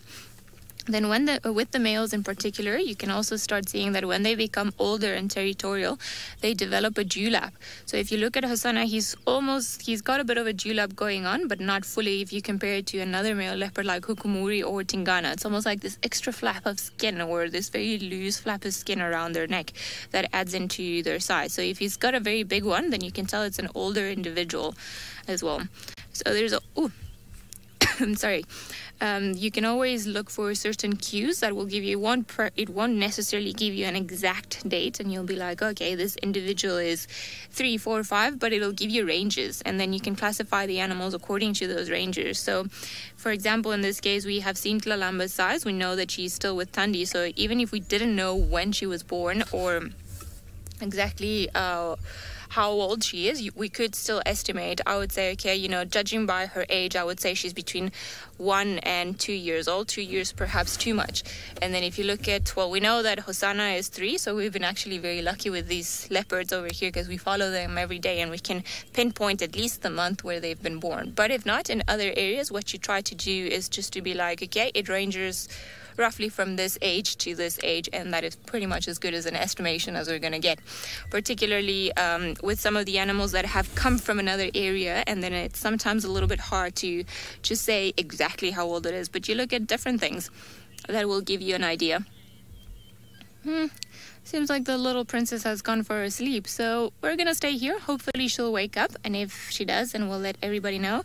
But let's head back to James and find out where his stroll has taken him this morning. Hello everybody, we're trying desperately to identify a very beautiful grass with the aid of Holly's book. Holly is behind me.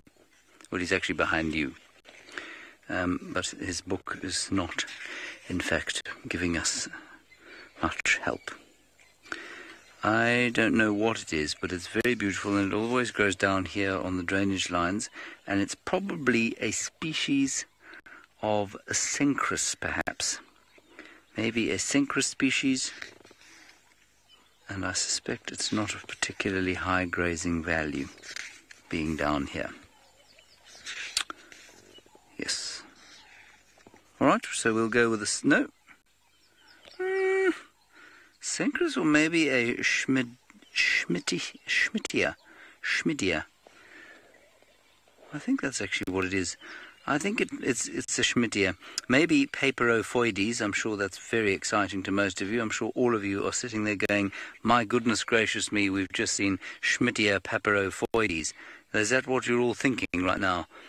Yeah? Schmittia Paperophoides, you thought to yourselves, when I woke up today, I did not think that I would be seeing Schmittia Paperophoides, but here we are with Schmittia Paperophoides, and can you believe it? And now we can all die happy. Isn't it amazing? So Schmittia Paperophoides, I can tell you a little bit about it, in fact, because of it's in this book here. It is interestingly has got an ecological status that is either decreaser or increaser 2A. Now, that probably is meaningless to most people, but what it means is that as a decreaser, it's normally a very good grazing grass, but will decrease under grazing pressure. An increaser 2A is normally a very poor grazing grass and will increase under grazing pressure. And it's quite possibly has both statuses depending on what the soil type is like. So down here, where the soil is not particularly nutritious, I suspect it's much more of a pioneer. It probably makes these stalks, which are much more lignified than they would be in other areas. But perhaps down on the riverbed here, they are a little bit more palatable. Certainly if you look down here, you've got quite a lot of leaf growth. And that, of course, is what an animal or a grazer is going to try and eat, the leaf rather than the stalk. I'm actually quite impressed with myself because I looked at this grass and I thought maybe that's a Schmittia species. And then I thought, no, it can't be. And we looked through the whole book and it turns out I think it is. Wonderful. Una, we do get blackjacks here, yes. Bidens species, we absolutely get them. And they'd be found around about this area, but probably more in a disturbed site. So where the vegetation has been cleared or overgrazed, that's where we'd find blackjacks. David, why were you shaking your head there? It's because I moved the leaf away too fast. Was it my fault? It's your mistake. Okay, good. As long as we remember that for later. Okay, let's continue. We haven't found any tracks of Hosanna. We did find tracks of the lions, but they were from yesterday, going down through there. And we drove this whole area yesterday, and we didn't see any sign of those lions, so I don't know where they've gone. They might still be on the property, which would be quite nice. They do move quite big distances at night sometimes, and actually seldom, if they're moving at night, and if they don't kill something, do we find them still on this reserve. Schmittia Paperophoides. Say that a couple of times. This is a more common example of it. There we are. Now, I think that was the same grass, but I think that it was just growing in a much more moist area on the riverbank. And that's why it was a bit bigger. That's what I would normally associate as a Schmittia Paperophoides. Again, all of this must be absolutely fascinating to those of you who love grasses. And those that aren't are probably now fast asleep.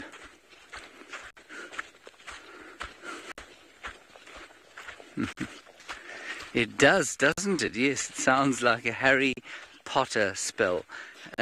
Linda. Yes, Schmidia papyrophoides. I'm now going to Schmidia papyrophoides you all over to Tlalamba.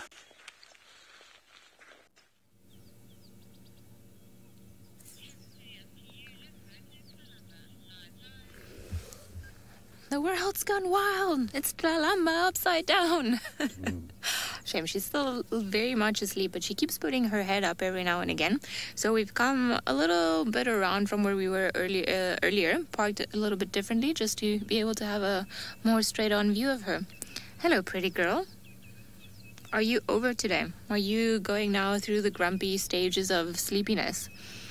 It is funny. I've got a bunch of nephews at the moment and nieces, and they put the exact same face as Tlalamba once they're tired and they've gone past the crazies around bedtime. And then it's almost like they get grumpy because they're so tired. And you're like, no, but go to sleep. And they're like, no, I don't want to. I'm not tired. But you can tell that they're exhausted. I think maybe that's the motions that are going through Tlalamba's head now. Maybe fighting with herself. I'm not sleepy. I don't want to sleep. Emma NFC says that she goes through those motions. So, Emma, I'm sure you feel Tlalamba's pain this morning. I think she does. She has calmed down yet, so she's going to patiently wait.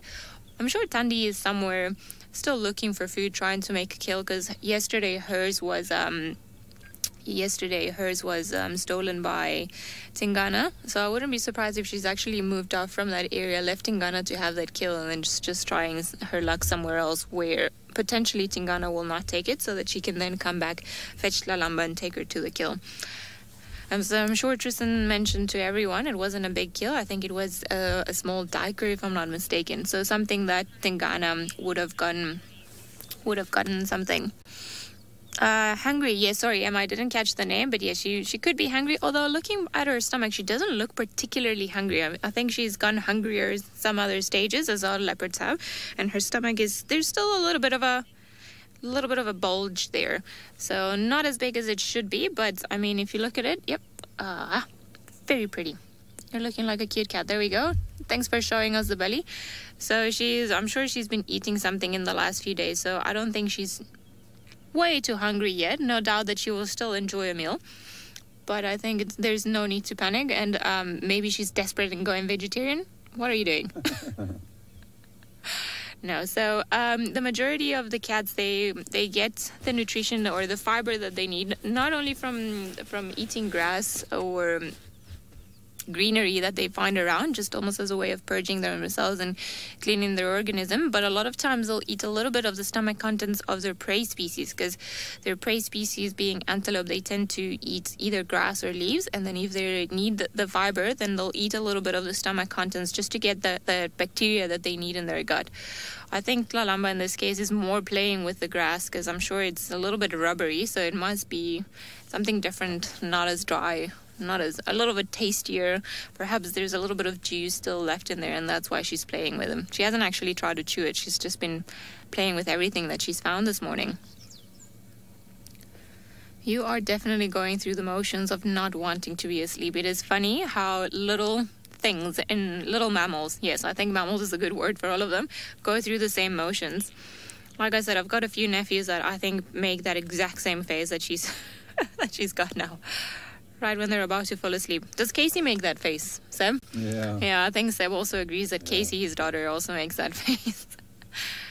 It'll be quite funny. Maybe we need to start doing like side screenshots of kids falling asleep and then them.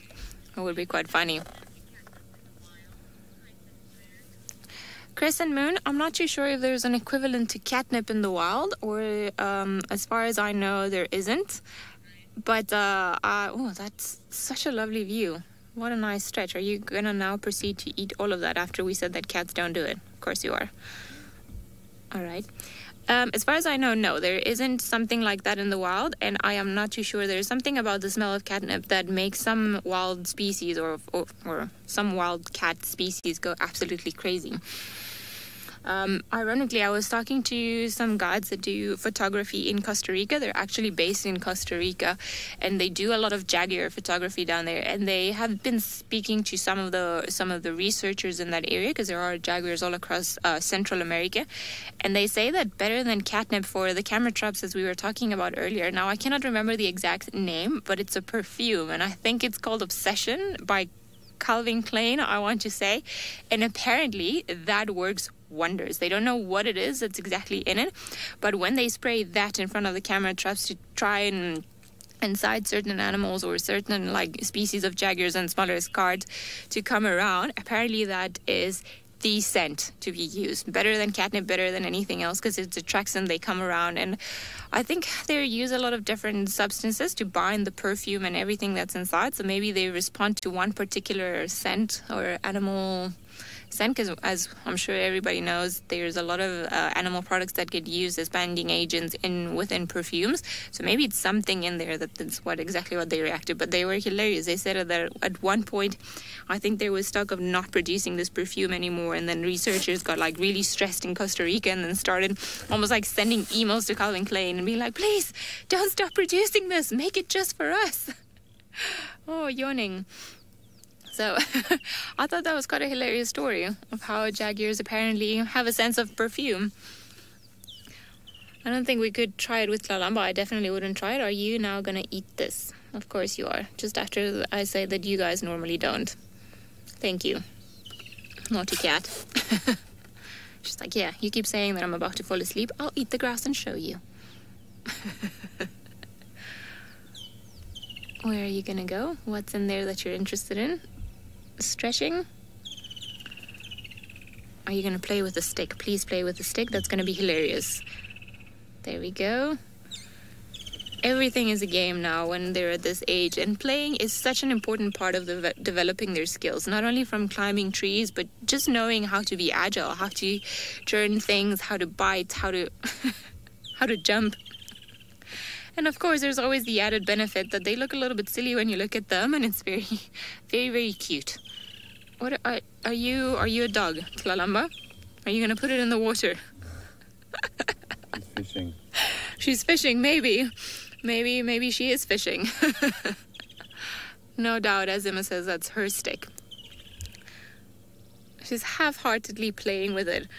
I don't think she quite knows what to do with the stick, but it's the most interesting thing she's found here in the last little while. And because the stick is not straight, but you can see there's a little bit of a curve there, that's maybe what she's enjoying about it. Oh, water. Yes, go in the water. Ooh, pose in the mud. Very brave. Ugh.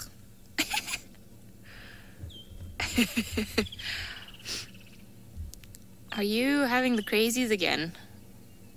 This is hilarious that she's playing with the mud. Oh my goodness.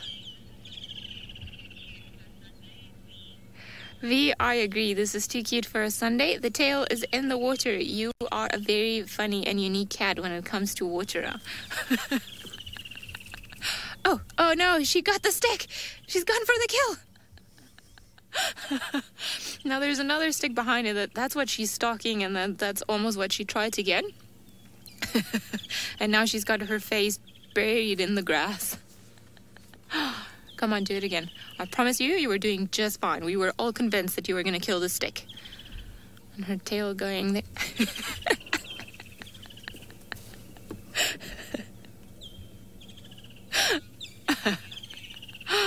I think everybody would be afraid if there were a stick, because, I mean, fierce Tlalamba is on it. She will definitely bring that stick. Maybe, who knows, maybe he'll even kill it and put it up a tree. At this point in time, I wouldn't be surprised at what she's after. Maybe she'll go in again for the kill. So this is pretty much how leopards learn how to hunt and how to behave. Not always with a stick. I think this is a bit of a unique stance, but playing and stalking and doing these things. There she goes. Judy, I agree, this is the best. She is being hilarious, and this is how she develops her skills, by playing. There's a lot of instinct at play. She will know at a base level how to do things, and that she's got to stalk and hide herself. But the more, obviously, practice makes perfect. The more she practices, the more that she's going to be able to perfect the skills and become a skilled huntress that's going to be then able to survive in the wild, and then at one point hopefully also have cubs of her own. I'm not going to move just yet. I want to wait to see if maybe she comes back for either one of her sticks, or maybe she's going to lie down there. But she already knows where to lie down, so that we don't see her taking cover, hiding behind the long grass. Ah, there was a little dove almost that came to have a drink at the pan. Maybe that's what she was looking at.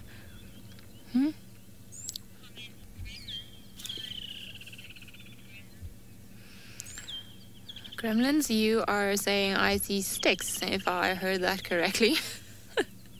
I think she does. I think she is seeing everything. Everything's a potential game. Everything's a potential prey that she can get. And it is funny, we were just commenting, it must be, if they don't entertain themselves, it must be quite lonely for a leopard cub just to keep busy. So yes, there are things that you can go and stalk, like mongoose and squirrels, but I mean, why not a stick? It plays the same part, it might still be useful. So why not? Is that your new spot? Are you going to make us move all the way down there, or are you going to stick around? Let's give her 2 minutes and find out. Maybe she's going to come back running. Maybe she's going to go back to the rhino dung that we saw earlier. That would have been quite funny because I don't know why she started. So in older leopards, sometimes when they go hunting, they try to camouflage. Oh, you're stalking. They try to camouflage their scent by rolling in some antelope dung so that their prey species do not see them coming. But she started digging almost like a cat, like a dog, sorry, just going further in. So we didn't know if there was something in there that perhaps she was interested in. Are you gonna go away now?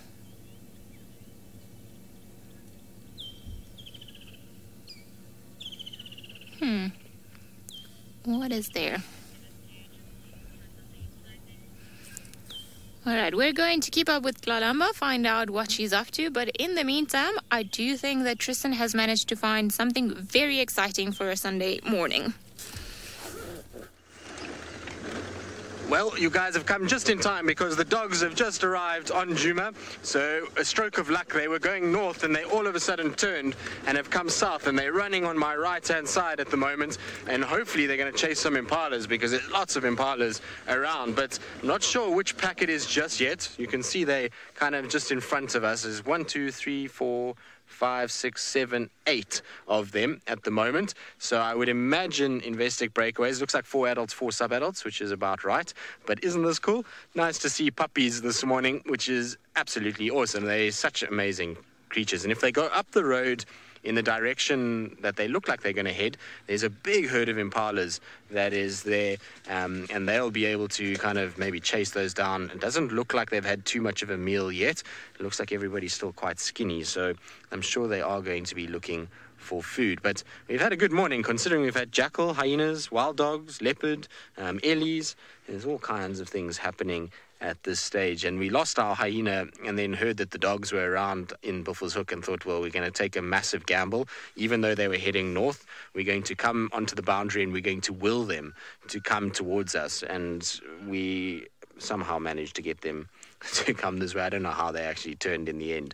Maybe there was something else that kind of triggered it, but either way, really awesome to see them. So like I say, it would be Investec breakaways that would be my guess. Now, they're fairly stationary for now. I'm pretty sure they're going to move around all over the place, and we'll probably follow them for the morning. But in the meantime, let's send you across to Tlalamba, who seems to be stalking now.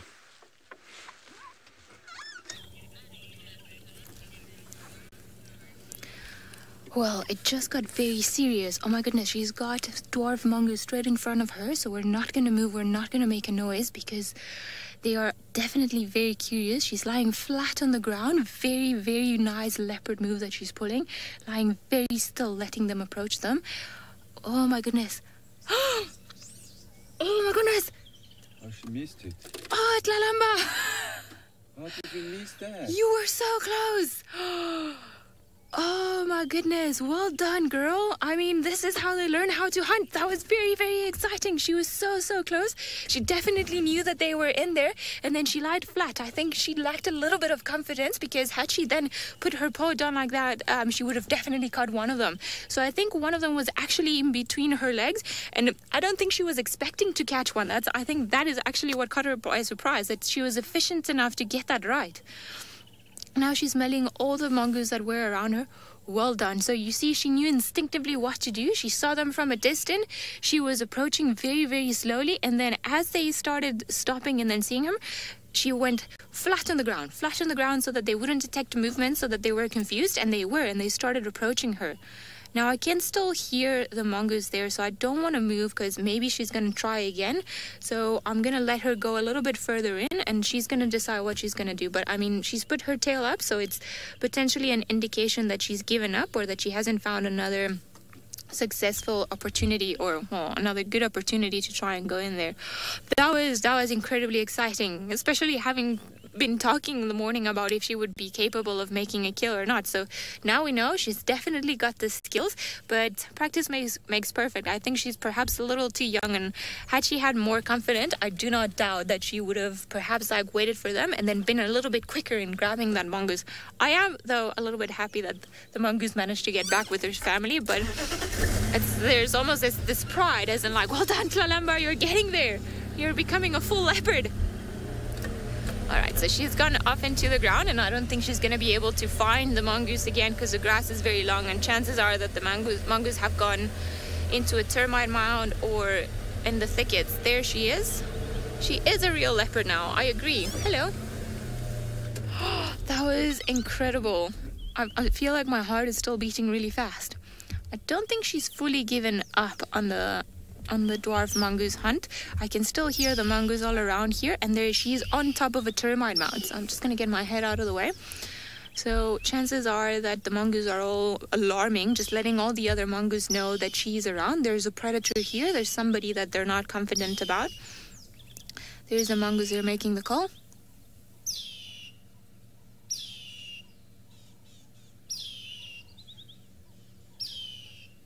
One of the sentinels letting everybody else know in this clan, listen, there's something here, just make sure that you're very careful. Leopard on the run. Well done, little mongoose. So because they're so tiny, also they have taken to the safety. Whew, what an exciting morning. Seems like everybody is out and about on the hunt, some hunting smaller things and some other biggers, but let's go back to Tristan and find out how the wild dogs are doing. Well, everything seems to be happening. We're now trying to follow the dogs, and it's going to get rough and probably going to be quite difficult to follow them, but we're going to try our very best. They were heading roughly in the direction of where we last saw impalas, but I can't see any at the moment. Where exactly have they gone now? No, here they are. So they're running straight at us. They're just in front, kind of moving towards us. There's one that's behind here. All you can see is just ears kind of flopping and fiddling in the wind. Here comes another one right next to us. Hello, little one. That's one of the little sub-adults that's running on our sides here. But at the moment, it's all fairly placid. If they spot any impalas, it's going to turn chaotic quite quickly. And they definitely are looking around. What's interesting to me is that the adults are the ones that are, for the most part, kind of milling about at the sort of back end, and it's actually the little sub-adults that are running around in front for the kind of checking around for food. So it's almost like they're more hungry than the adults. The adults are happy just to sort of walk around and take it very easy. Hello guys, so nice to see all of you, although you are a bit obscured with all this long grass that we've got at the moment. So you've got grass everywhere, which is making life a little bit more difficult. It's much easier in the winter to see the dogs than in summer. They're not quite as tall as many of the other animals that we have. But anyway, still good to have them. And like I say, it's a stroke of luck that they've walked the way that they have. Considering where they were and what their kind of direction was, it looked like for all money they were going to go north into Manyeleti, and they've now sort of come not only south, but they're also heading now east deeper into Djuma, which is very, very good because we're right up against close to Sydney's dam at the moment, which means that we would have had a real struggle. It would have been very difficult if they had gone south and kind of west. Obviously, it would have gone straight into Samambili. So good that we managed to catch up with them where they are. Now, look, they're off. So they're after something now. We're going to try and kind of keep up with them. Here we go.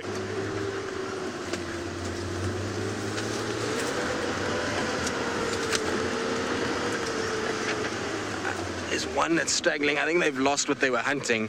There's two here.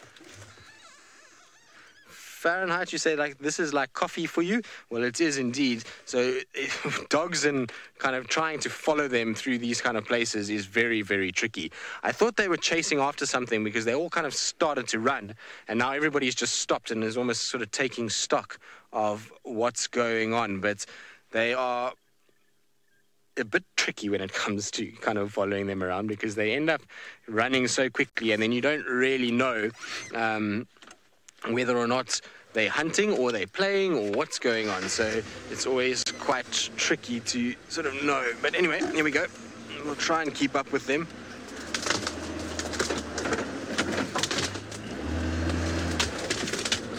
Now I just need to let the guys know.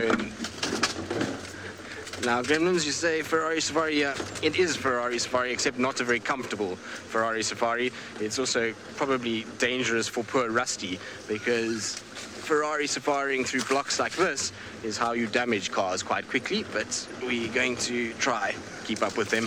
Rusty's used to it. It's been punished by Brent and Wild Dogs many a time before, and so, you know, that's how it goes. Now, I need to just let the guys know because they're all heading in the wrong direction altogether for these dogs. So I just need to let them know that they need to come this way. Yeah, guys, these dogs are mobile in a northeasterly direction back to the fire break. Where have they gone? I've lost them all now. They've gone back towards where the impalas were.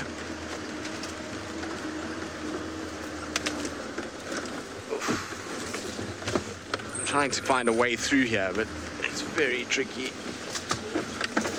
Sorry, hold on, BK. There they are. Now they're on the road. Going around in circles on the roads, but it looked like I think they chased those impalas that were here. And so I also think they are having a bit of a game themselves and playing with one another. And so I believe a lot of you are enjoying the roller coaster ride. I can assure you that while you're enjoying it, I'm pretty sure BK on the back is not having nearly as much fun as you guys are. It's very bouncy when we go through blocks the way we just did. But anyway, it's worth it for dogs, and so all good. Yes, exactly. BK is... has a lot of luck with wild dogs, and you find that he's seen quite a few of them, which is very, very lucky. They are obviously animals that we don't see all that often, but since BK has been around, here they come, BK, on the road. All of them are running straight towards us, which is very cool. Typical wild dog fashion. And this individual that's in this pack that's my favorite is the one that's second from this view. So this one here is one of the females, and then behind it is one of the boys who's got white feet. You see that? Looks like he's wearing socks, and I always enjoy watching him moving around. He's got very, very white sort of front legs, and they look a little bit different to most of the dogs. Everybody's kind of standing a bit bewildered. Did you guys miss what you were trying to chase? Now, I would imagine that these two dogs in front here, that this is maybe the alpha female and alpha male that are coming towards us. They seem to be the dogs that are often kind of going forward, and you can see her teats on her tummy there. They look as though they've kind of been used before, and so I wonder if she isn't the alpha. And here he comes as the sort of big male. He's certainly the biggest of the males that are in the group, that's for sure. Pretty dog, though, isn't he? A lot of people aren't too fond of dogs, but I think they're very cool looking. I like the fact that all of them are completely different, and that they have these kind of blotched markings of tans and blacks and whites, and really very, very pretty indeed. Now, there's another dog that's coming up the road as well that also has white front legs and little black feet. So he looks as though he's got his socks and his shoes on, rather than just the socks. And you'll find, I wonder if these two are actually litter mates. It would be interesting to know, because it's quite a kind of distinct marking that they've got. Now, Dory, are hyenas and wild dogs related? No, they're not. So hyenas are in the family Hyenidae, and wild dogs are in the canine family, so not related. In fact, hyenas are completely on their own, and if anything are more closely related to cats than they are to dogs.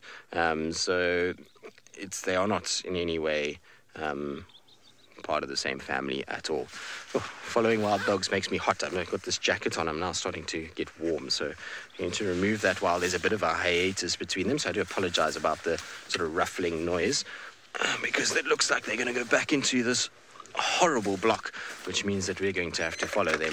Right, here we go. BK, you ready? do this again. Now, Trishala, this is her first experience in dogs, and I'm going to hope that they're going to sit still at some point, and then she's going to jump in the driver's seat, and we're going to test her with dogs and see whether or not she has the ability to follow them through blocks at the rate that they like to run. And so she's very excited because she hasn't seen wild dogs properly for a while. Have you, Trishala? Yes, very much. Exactly, there we go. Trishala's excited. So we'll see how we go. Now, sorry, Emma, you were saying something that Kathy said? I didn't hear what you were talking about.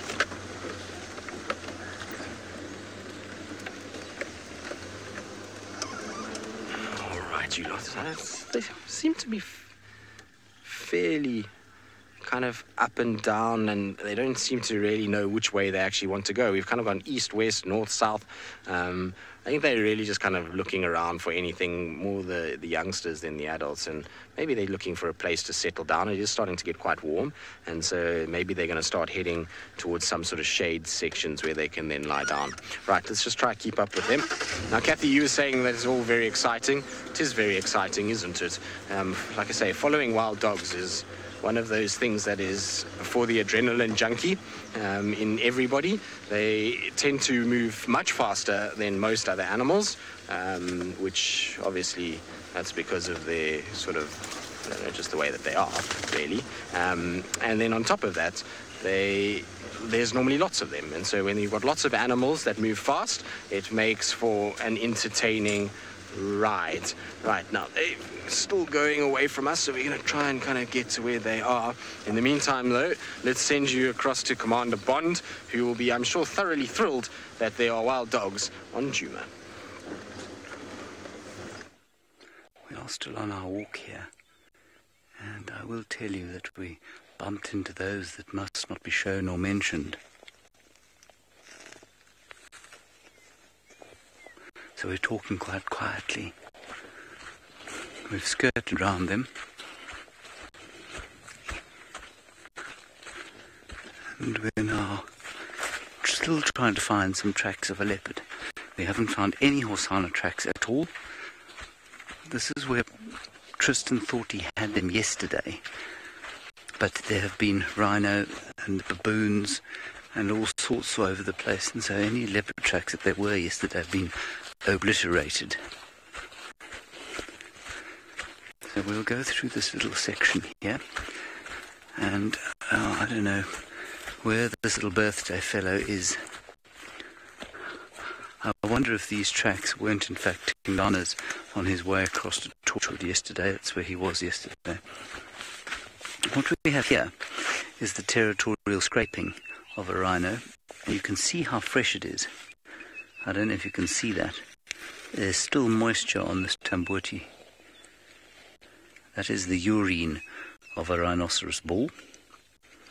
So he's come and he's made a pee-pee over here. And then he's scraped his legs on the ground to show that this is his posse, as it were. That's actually quite cool. So you can see this very fresh. And he was just down there.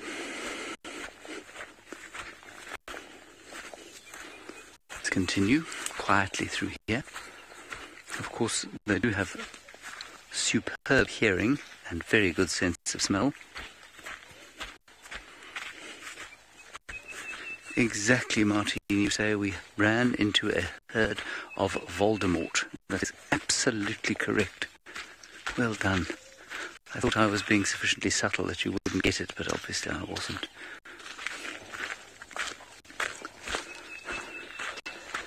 Let's just sneak down gently through this little drainage line. It's a beautiful part of the reserve, this. Verdant and thick and lush, and feels like there's lots and lots of life around. I'll just be quiet and tell you some of the birds that we can hear. That is the orange-breasted bushshrike, of course. We can also hear a white-browed scrub robin going Cara, aged just 10 years old. Well, you want to know what we do if we see a rhino? What you have to do is the following. Are you watching, Cara? You've got to go like this.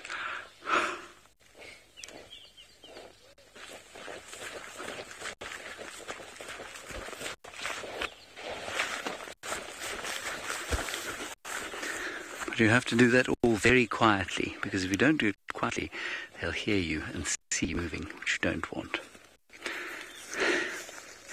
In seriousness, the first thing you do, Cara, when you see a rhino is check the wind. That's what the sock is for. So you look which way the wind's blowing. At the moment there's no wind. It's blowing very slightly from the northeast towards the southwest. Because if the wind's blowing towards the rhino, they'll almost certainly smell you.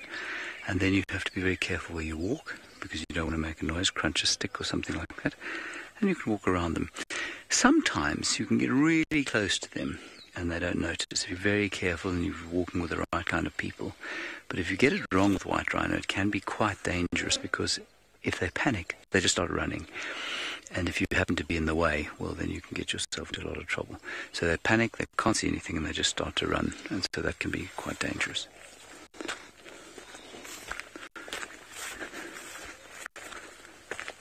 Let's carry on up here.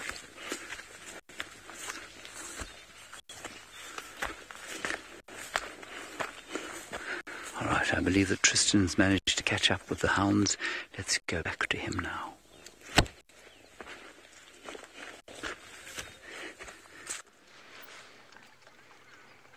Indeed we have. We've caught up with them and they're sitting at a water point at the moment. So they often do this with dogs, is that they'll go and lie in water itself. It just helps cools down their body as much as possible, because they run so much. They often get quite warm, and so they run into water and they just lie down in it, have a little bit of a drink, and take it quite easy. So it's always a nice thing when you come across a little water point like this. Often you can get at least a little bit extra with the dogs, because they kind of just slow down a little bit. But listen, can you hear them squeaking at one another? Now what you will find is that they are wary of water. You can see, look how they're just kind of watching first, and they got a bit of a fright just now because a terrapin popped up in front of one of them. And you'll find that kind of makes them a little bit nervous. And so you'll see that they're just kind of going to sort of be tentative about the way that they kind of go towards the water.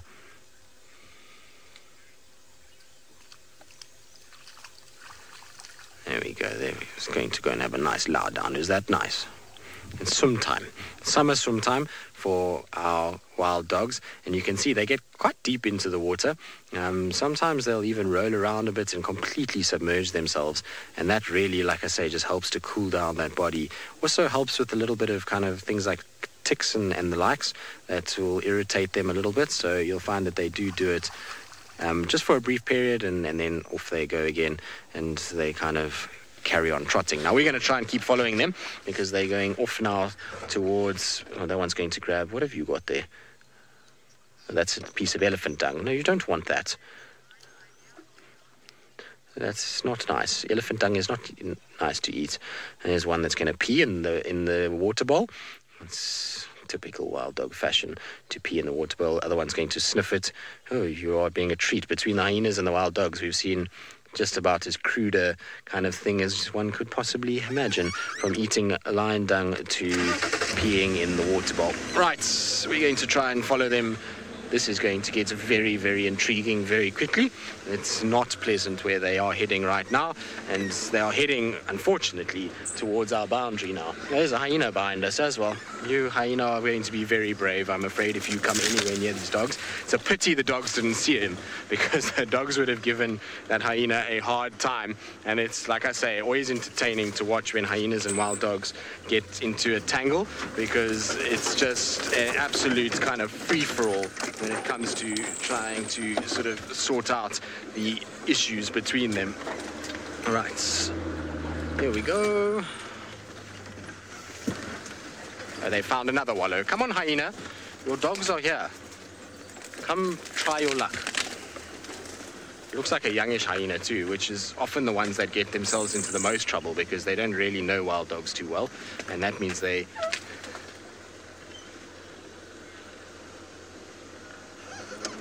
So, James, in the rare cases that a beta female has pups, will they survive? Yes, sometimes. If food availability is good and there's lots and lots of food around, then yes, they can do. I've seen a pack have both alphas and betas survive. It's not obviously that common, but it does happen.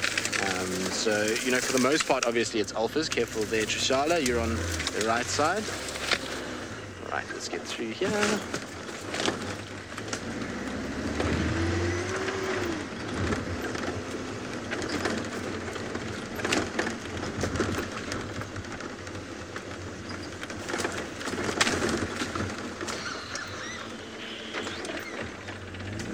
Oh, they're chasing an impala behind us. That impala's running there. Let's just see where they're going. One impala just ran past us, and the dog that was closest to us didn't chase. There they go, they're chasing. Hold on.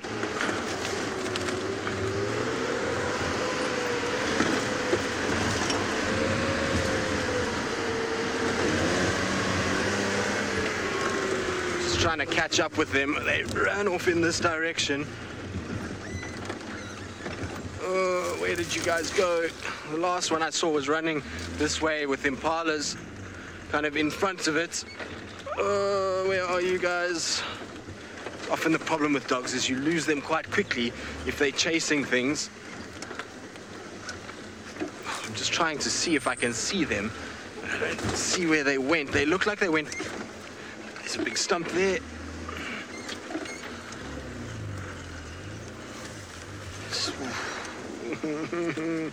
Where are we gonna get out of this block? I don't know which way they ended up going. I just saw one tearing after an impala.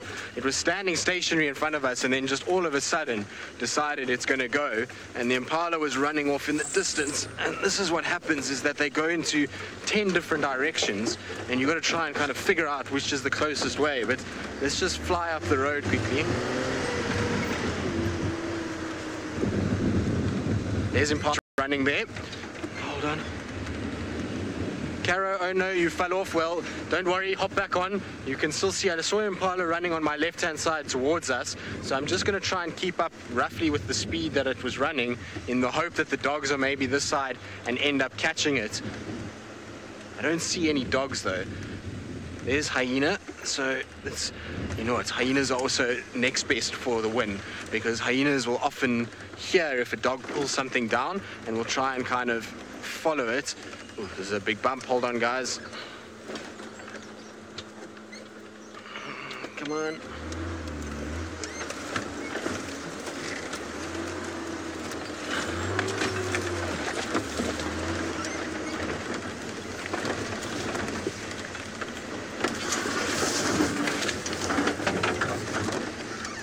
Okay, so this is the last time I saw an impala running, was here. I've got a hyena here as well, and if the dogs have killed, they make a lot of noise. All the viewers are saying, oh my goodness, there's an impala there that's looking fairly okay and relaxed for now. Oof, this is just chaos, as is normal with wild dogs, actually. This hyena doesn't look too stressed. It looks like it might be in Tima. The spot pattern is quite bright. But I don't know where the dogs went. They were chasing impalas all around here. I just saw impalas running in 10 different directions, and the dogs kind of in behind different ones. So there's it looks like Intima. She's got her nose to the ground. I mean, if something had been killed, that hyena would have reacted incredibly quickly to what's going on. So let's try and just reposition ourselves somewhere close to sandy patch, open clearing, and maybe we'll get lucky with being able to find where the dogs went. But they tore off after impalas, and so they could really be in any direction at the moment. You can also see it's not exactly friendly inside here for off-roading. In fact, it's very, very tricky to actually see where we're going at this stage.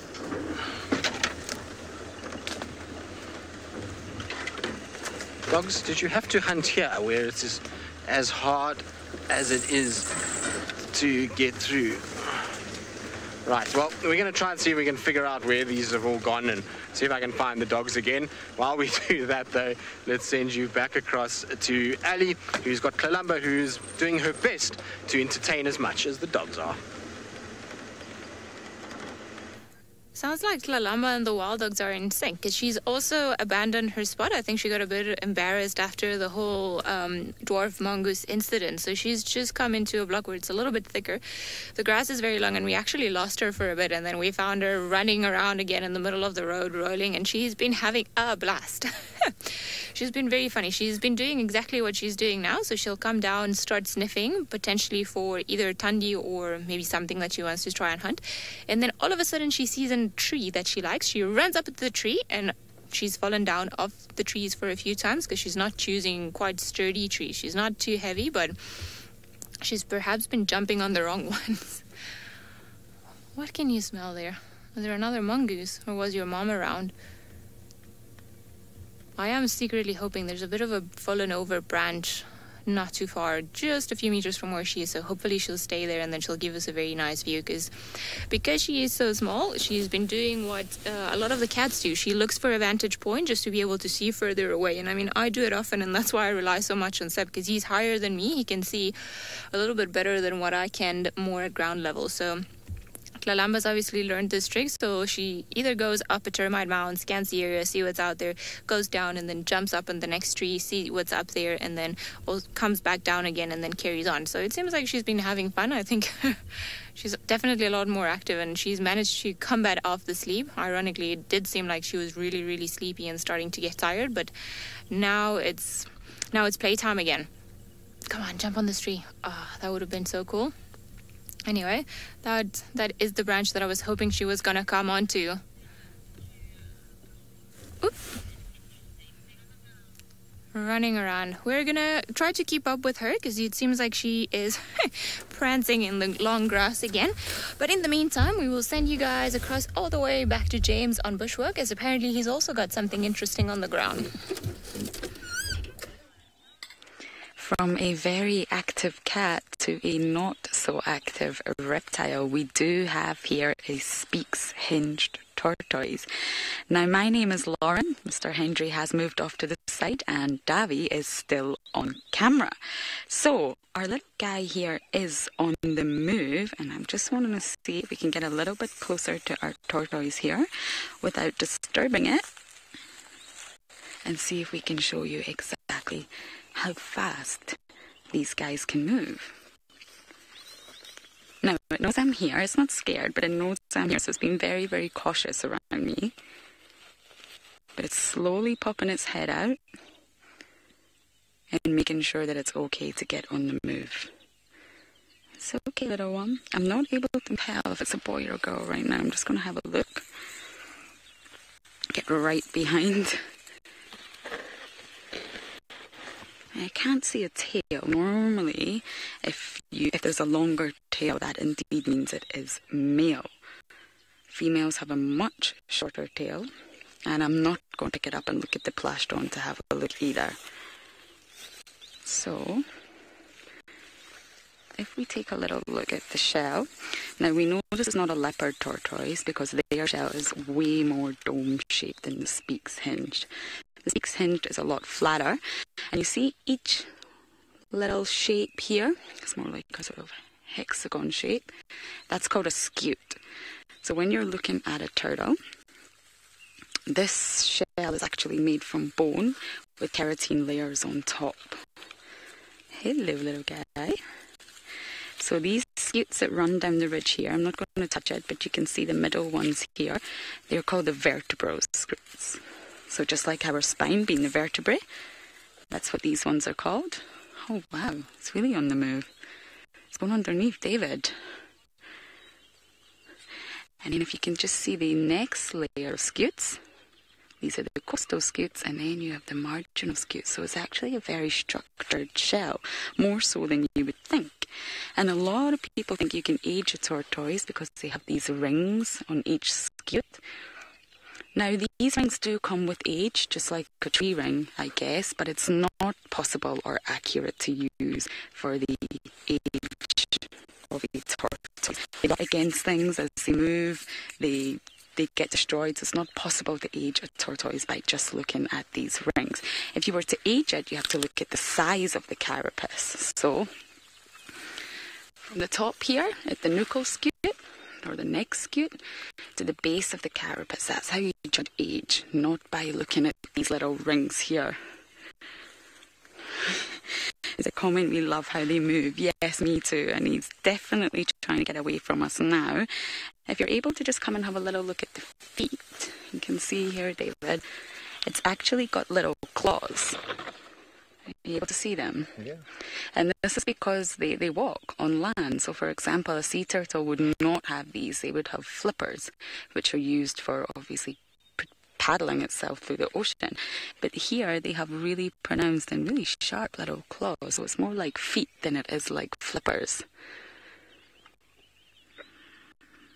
And of course we also know the beak's hinged because there's a hinge on either side at the back of the shell. Fern saying we're making David do camera yoga. Yes, of course. He needs to do more exercise. This is the perfect start to the day. He doesn't do enough. He's very lazy. Very, very lazy. So, so if you look at the size of my hands next to it, it's kind of almost the size of my hand. So it's really not a big tortoise. And if you look at the height of it, it's really not that tall either. So it's much smaller than the leopard one. So we're going to let this little guy continue on his journey, and I have to send across to someone. I have no idea who it is, but let's make it a surprise.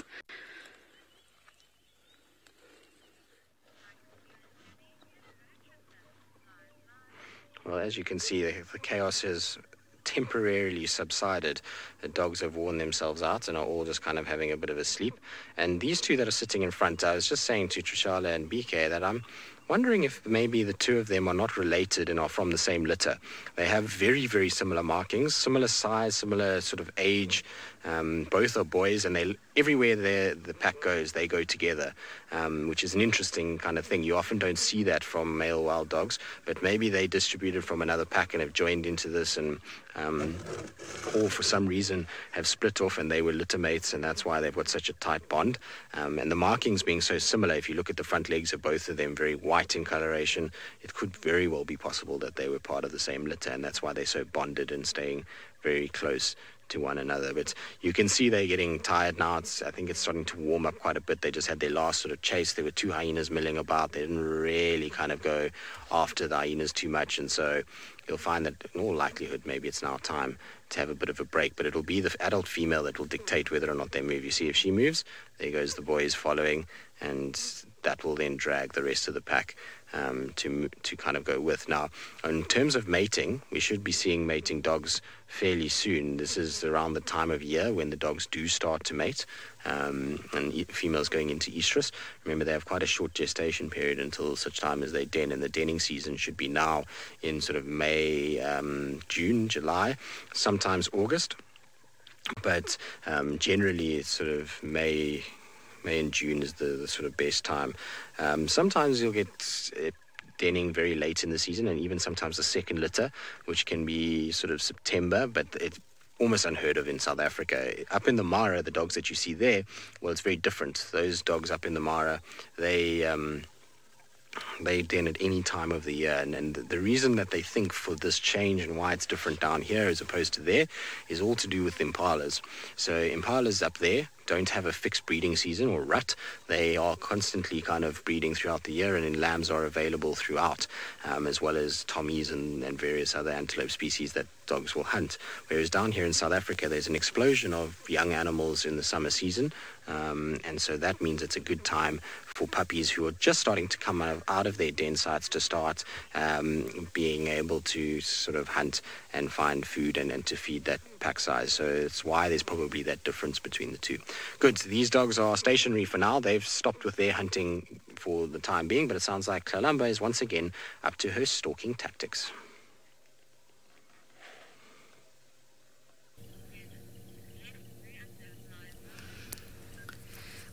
Seems like quite a morning following little Tlalamba through the long grass of Torchwood. She seems to have picked up on something. We cannot see what it is from here, and we obviously do not want to move in case we flush it towards her or away from her, so we just want to let her play this thing out in her own terms. She's had her nose against the ground on a few occasions, and she's been doing a bit of a phlegm and grimace, so I'm sure that she can smell Tundi or perhaps another leopard that was around here a little bit earlier on. But in this particular case, I think there might be something that she would want to stalk. So we saw earlier after the dwarf mongoose, perhaps there's an antelope hiding in there, perhaps Tundi is somewhere around, and I'm sure she can see something that we cannot. So I don't want to get in her way, just so that we can see what's actually happening. Maybe whatever it is will run away, she'll get her head up and then just start walking in that general direction. She does seem to have a purpose in her walk. So I wonder if she's not actually starting to look for her mom, or if she just definitely got absolutely bored. Okay. She doesn't seem too concerned with what's there. You see she's almost lied a little bit sideways, so more of a relaxing stance rather than her stalking or looking for something. So straight ahead, we're going to wait for a little while and see how she behaves. And then we're going to peer a little bit ahead of us to see what she's actually looking at. But whatever it is, it doesn't seem to be bothering her too much. She's, like I said, her front pose she's lying on. But if you look towards the side, she's almost got that side stance, or that side lying down that leopards do. So I don't think she's too concerned, or she's not actively hunting or stalking anything right now. Wonder what it is. Kalamba, you are on a mission this morning. Dory. Well, knowing her, it could be a Dory. It could be another stick. There are plenty, and she's been climbing up in the trees and doing all sorts of silly things. So I wouldn't be surprised if there's something there that she wants to play with. I think what we're going to do, seeing that she's relaxed already, we're going to go a little bit forward, see if perhaps we can see what it is that she's looking at. Maybe, who knows, maybe she's decided this is her new spot to sleep, because it's almost like she's got that head facing down tilt that leopards do when they start going to sleep. So maybe she's finally, whoop, there was a hole there. You okay, Seb? Yeah. All right, well, we went through a hole. Exciting times. So maybe she's just chosen this as her new place to sleep. Nothing around here, actually. So if you look in front of us, unless she can see or hear or smell something that we cannot, if you look in front of us, there's nothing that obvious that comes to mind. There are no bigger antelope that I can see. I don't see any dikers or any smaller antelope either around here. I definitely do not see another leopard. So I think maybe your good little Tlalamba has just decided that is the spot to go asleep in.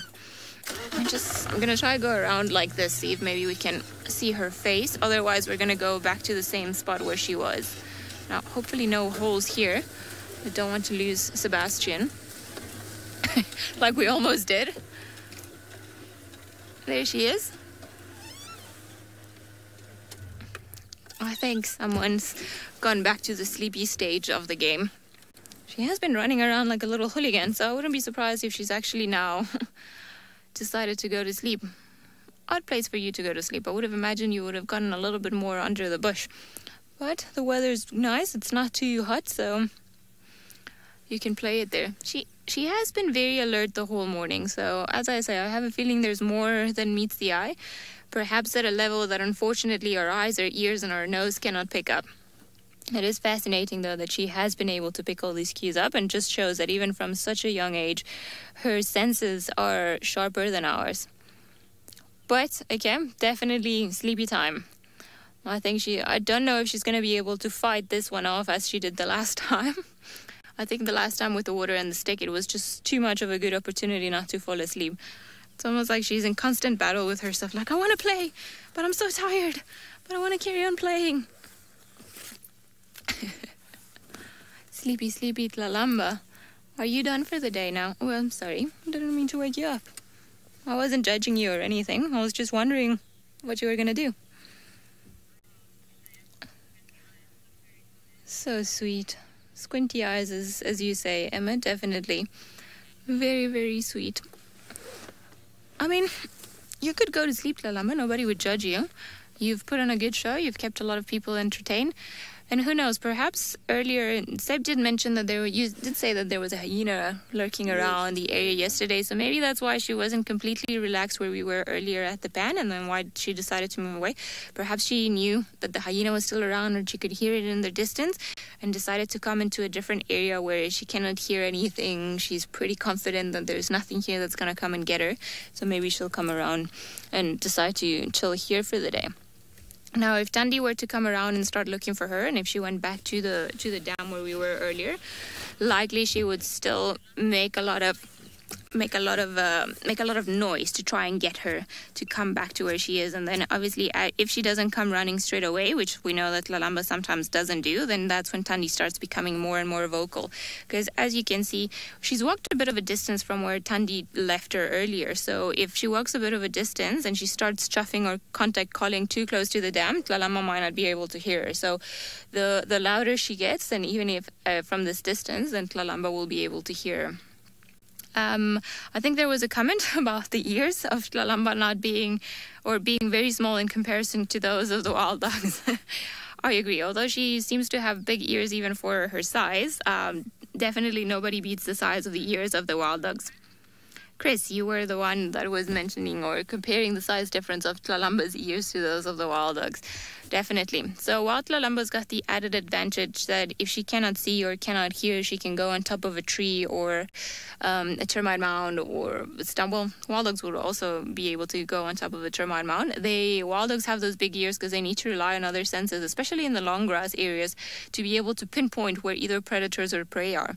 Whereas Lalamba doesn't need such big ears because she can compensate with other skills, other abilities to make up for those. It would look hilarious though if we had like leopards with the ears the size of wild dogs. I reckon they would potentially be unbeatable. Alrighty, seems like while our sleepy cat is deciding what to do with her life, the wild dogs with Tristan have come back to life.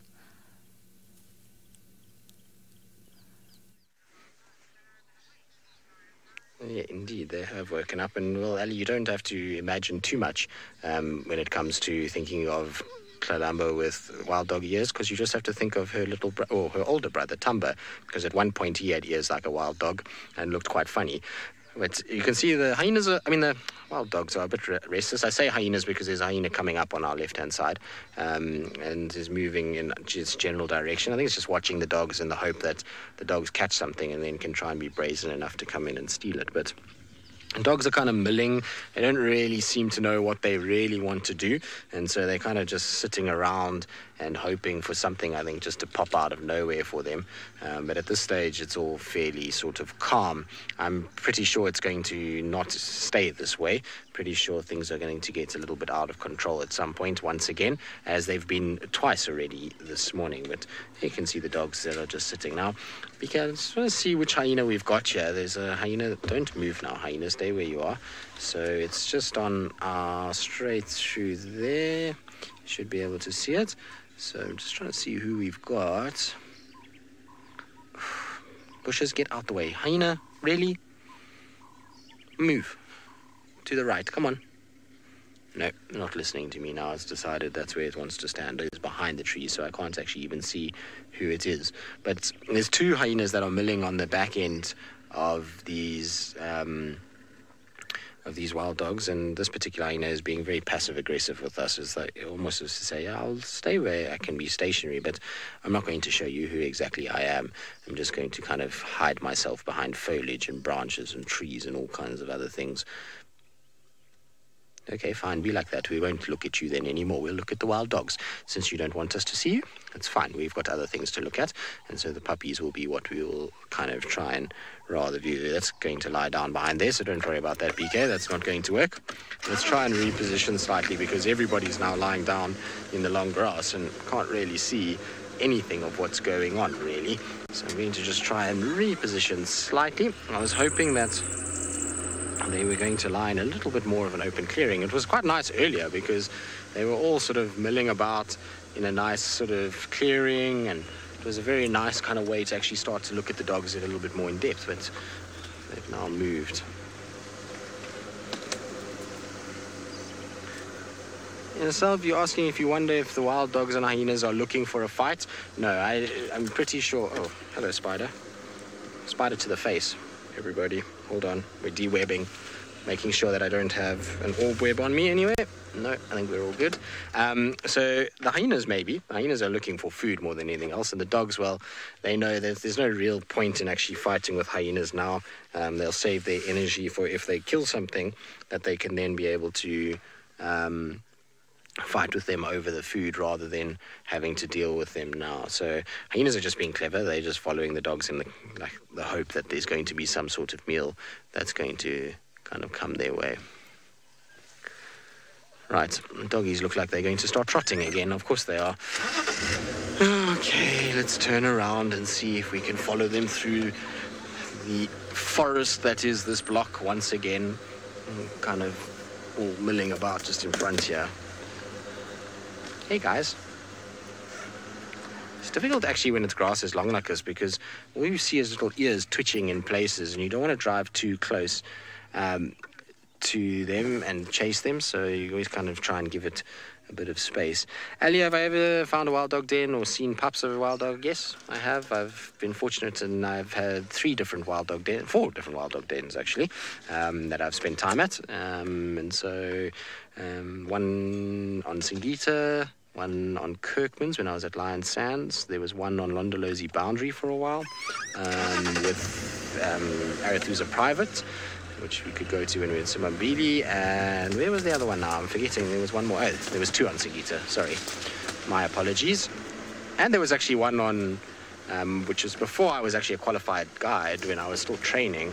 There was one on a place called Dudley, which was just kind of south of where, Singita's Traverse. It's south of actually Londo's, but Singita traverses there. So spent some time on that one too. So quite a few dens actually. Been quite fortunate in many respects to see lots of puppies. It's the best thing ever. And I've been to the den in Timbavati as well with Grant. The one time he took me to the den at Makani, which was in 2017. I went to that den, and that was very epic. They had lots of little puppies, and they were going crazy, and they were still tiny at that stage. They were still young. And I just need to quickly just help one of the guys because they're giving the wrong directions. Yeah, Chris, we're on Vuyatela access. So just come Vuyatela access towards, as though you're going towards the power lines. We're halfway between Aubrey's now and Sandy Patch.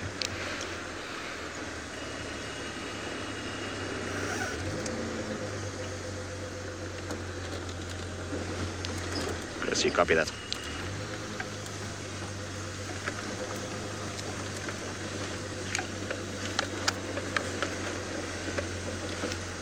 Chris. Now, people are not answering the radio, which is not ideal, so we're going to have to see if we can fit through here. BK, how's our camera doing there? We're good. Excellent. Right, let's try and see if we can wing our way through. This is an area that the dogs like to spend quite a bit of time. Actually, I've seen the dogs here a few times. When the Ingala kind of distribution happened, where a couple of the dogs from Ingala joined them, this is where they spent a few days, was in this area. So it's a place that you do see the dogs quite regularly.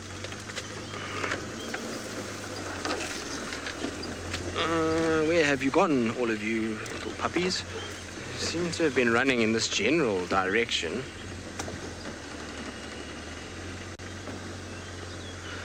David, yes, what is more strenuous, workouts or wild dog following? I think wild dog following in some respects, because in a workout at least you don't get slapped by your weights, whereas out here you get slapped by branches and trees and various other things as well, which makes life a little bit more tricky. So I'd say wild dog is more abusive on your...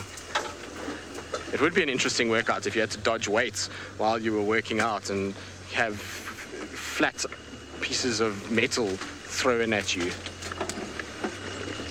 I don't know where these dogs have gone. I've lost them. I've lost the dogs, which is not good. Right, it seems as though they have gone somewhere else. I don't see them anymore. Oh, here's one right here. Well, there goes. That just goes to show you my vision is not very good. There's one that's fairly close to us, which is nice. They're just inside over there. Still milling about at this stage. Really don't seem to be in too much of a general direction. Maybe this is where they're going to lie. Have you made yourself a bed there? That one seems to have bedded down in a long piece of grass and looks very happy with itself, doesn't it? Yes, you do look happy with yourself, rather pleased that you found yourself a nice spot to go and lie down in. You can see they're starting to get warm as well. There's a bit of panting, and that's par for the course with wild dogs. The amount of movement that they exhibit through the day and through the morning means that they often build up heat, as we were talking about earlier, when they bath and those kind of things, and that means that they will then start to try and kind of find areas of shade where they can settle. But it's the alpha female that's dragging them. She's off again now. Everybody else wants to lie down, but the alpha female is kind of moving, and that means that everybody is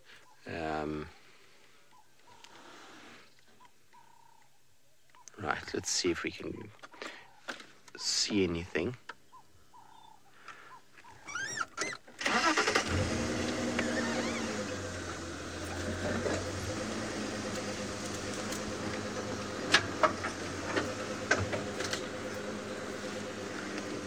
Right, now we're going to sit here and just see what happens and whether or not we get anything else that happens with the dogs. In the meantime, though, I'm going to send you across to Lauren, who's apparently hijacked the bushwalk from James.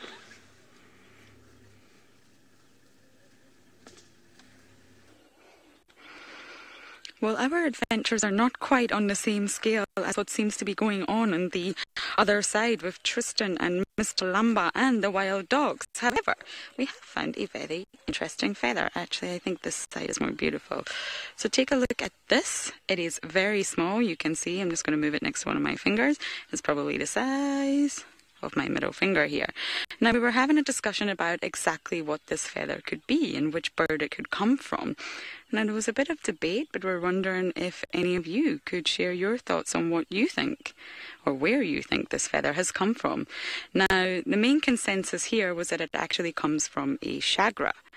So I am not entirely sure. It's very beautiful. It's got that fawny red tone to it and a black tip at the end. So you're welcome to share any of your thoughts on that using the hashtag SafariLive. But we're really not sure. We didn't see the bird, so we're not sure. It is just a bit of a guess at the moment that we think it could have came from a chagra bird. Oh, Gary said it's colour coordinated with my shirt. Thank you, Gary. I actually might attach it to my shirt and keep it as a permanent feature.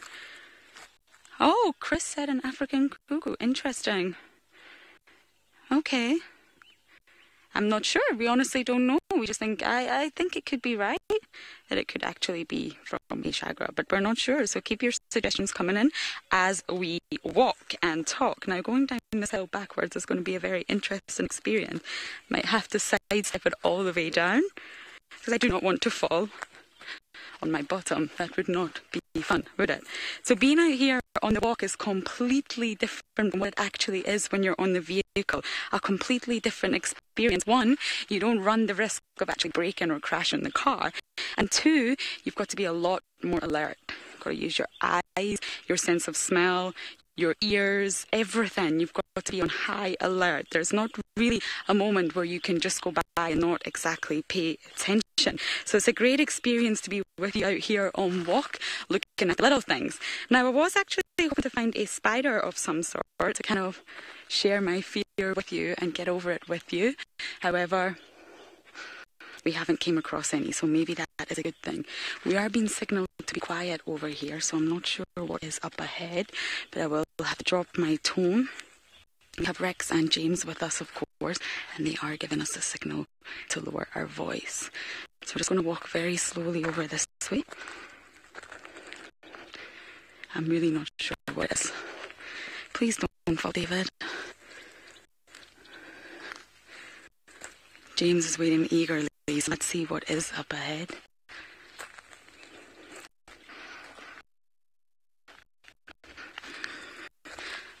Okay, so it is an elephant up ahead, okay?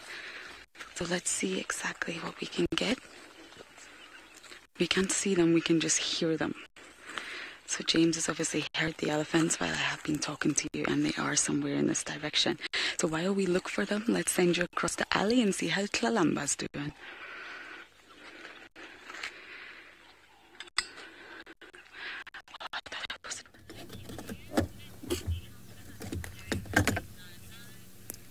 Seems like the little princess has finally surrendered to the gods of sleep. I think the Greek goddess of sleep is, Morpheo. I don't know the name in English, but she's definitely embracing his arms right now, because she moved a little bit. She came across and stood in front of the car for a little while, and then she was like, no, cannot keep fighting this. I'm too tired. I've been playing. I've been running. It's too exhausting. It's too exhausting being a little rebellious little cat that just wants to play around, hunt mongoose, and climb trees. So I think she was long overdue a nice nap, and she looks very sweet. Very, very sweet, just sleeping down there. I don't know if perhaps she knows that Thandi has been around. I don't know if the scent that she was picking up earlier is perhaps that of Thandi when she was hunting last night, because Thandi was also left in Torchwood after she had made that kill. So I wouldn't be surprised that Lalamba's almost on top of her scent, and she's decided to approach her, come a little bit closer into the area where she thinks Thandi was perhaps last seen. But even if Thandi were to go back to Guaripan, it's not too far. So if she called for Tlalamba over there, I'm sure she would eventually be able to hear her. And as we saw now, she's definitely honed some of her skills, and she knows what's going on, and at least we do know that she knows how to stalk. So she'll be able to, if she really has to, potentially get herself a snack here and there. Excuse me. She just needs to, I would say she just needs to build up confidence, because she almost had it, or she practically had it, and I think she was surprised that she got it, and that's what got in her way. So it's been an emotional roller coaster for her as well this morning. The stick, the mongoose, the trees, falling off trees. It's not easy being a little leopard cub, is it, Tlalamba? I think she's sound asleep. I don't think she could fight it off anymore. She started again with that little tilt of the head, going down and then just going a little bit further down, and then she was dead. And it's been a crazy day this morning, or a crazy morning, I must say, because the day is not finished yet, with wild dogs all over the show. It seems like they kept Tristan and Trishala very entertained this morning, and then Tlalamba for sure kept us very entertained, and it seems like quarantine is just elephant central this morning. So lots of things happening. It's been quite a good morning, and little did we know that it was all going to start with the impala calls, or the alarm calls out in the wild, that were going to lead us to all the different options and all the different paths we've chosen today, from that to, the jackal, to then looking for different leopards coming off on a different road that we had imagined, and then all of a sudden the wild dogs deciding to pop up. Not a bad morning. Not a bad morning at all. Sunday. Yeah, good Sunday. Sunday fun day, as they say. So I think definitely today we all won. I think Tlalamba perhaps won the spots. She's very, very tired.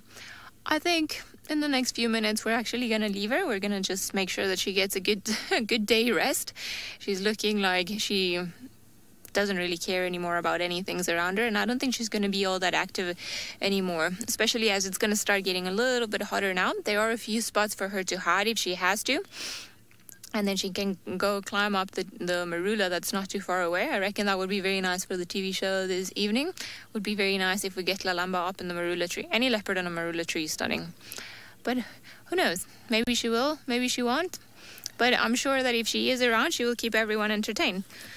Right, Tlalamba, I'm going to say thank you to you for all the entertainment that you've given us, but I think we're going to let you sleep now that you've decided that it's enough. Very tired. And we are going to try and find our way back, because neither Seb nor I have a map, so we have no idea where we're going.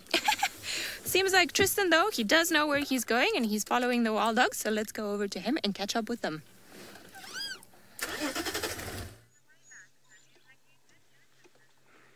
Well, Ellie does have a map. I've sent it to her, so she just needs to check her phone. I sent it to her just now, and so she'll be able to find her way just fine, and be able to get out of Torchwood. But still with the dogs, there's some impalas that I can see way in the distance down the road, but there's a few vehicles that will be blocking it for BK. But dogs are just kind of milling about. There's a bit of talking that's going on, and for the most part don't seem too interested in really kind of actively hunting. It seems as though they're almost just trying to find a place to kind of rest for the day, but there's this drive maybe by the alpha female to eat. She's the skinniest of the group by the looks of things, and so I suppose there's, in a way, she's hungry, and so she'll drag the rest of the pack around. But you can't really see where the impalas are now, but there's definitely impalas on the road itself, and so hopefully if they go down straight along this road, they'll be able to kind of pick up where those impalas are. The impalas have stopped and looked in this direction. I'm pretty sure they've seen 3 cars and think to themselves, what is going on here? Impalas are not silly animals. They often know exactly what's going on, and so they'll kind of try and sort of have a look and try and kind of figure out what's happening. A lot of them have learned that we create... I'm not sure if I want to go into this block right now. These guys are going to move forward. Then let's try and see if we can get a view from here, because it's much easier to follow wild dogs on a road than it is off-road. And so we'll try see... Brendan, you're asking if a wild dog's heart is abnormally big in comparison to other animals to help them run for longer. I'm not sure, actually. In comparatively speaking, I don't think so. I mean, I've never really read anything about a big heart or bigger lung capacity or anything like that. I think it's more just their build than anything else. They're not nearly as bulky as what you see from something like a lion or a leopard, and that lighter weight is probably a lot easier to carry around, coupled with the fact that they've got quite long legs that are skinny. I suppose they just kind of designed for it. But it'd be interesting to know. I would be quite keen to kind of see if anybody's got any research onto whether their heart is bigger in proportion. Now, not sure where the dogs are. Obviously, we've got a few vehicles in front of us, as you can see, and so you're stuck looking at me for now until such time as the dogs decide to move, although they sound like they still, some of them are behind me, but I think everybody is kind of just looking at them. So Chris is saying that he can see them. I don't see them at the moment, but we'll try and just reposition ourselves. Let's just go back a little bit and give ourselves a bit of height, because height is often the best sort of advantage that one... Oh, here they are, right here on my right-hand side. So they're just moving parallel with us at the moment, kind of slowly sort of milling about. It doesn't really look like they're doing too much. The problem with them is that they blend in so well. I mean, that one's just disappeared now, so chances of really seeing it is very difficult. You can just see ears every now and then walking about, and what they're doing is they kind of, some of them are... Can you hear that? It's a very cool sound. Always like when you hear that speaker. I'm going to go forward a bit for you because you'll get a better view if I roll forward. There we go. So that will help BK a little bit. There's one dog that's standing up still.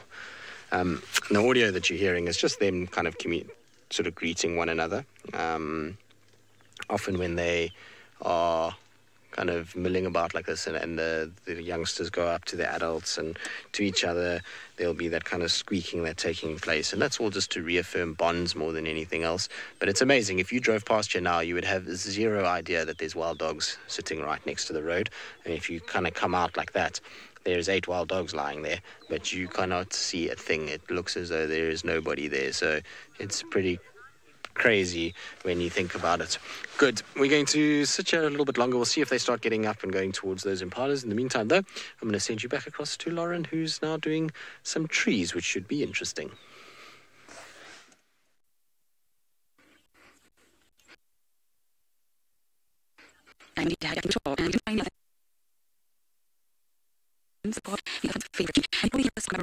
Actually spend that much time looking at the marula. No, we probably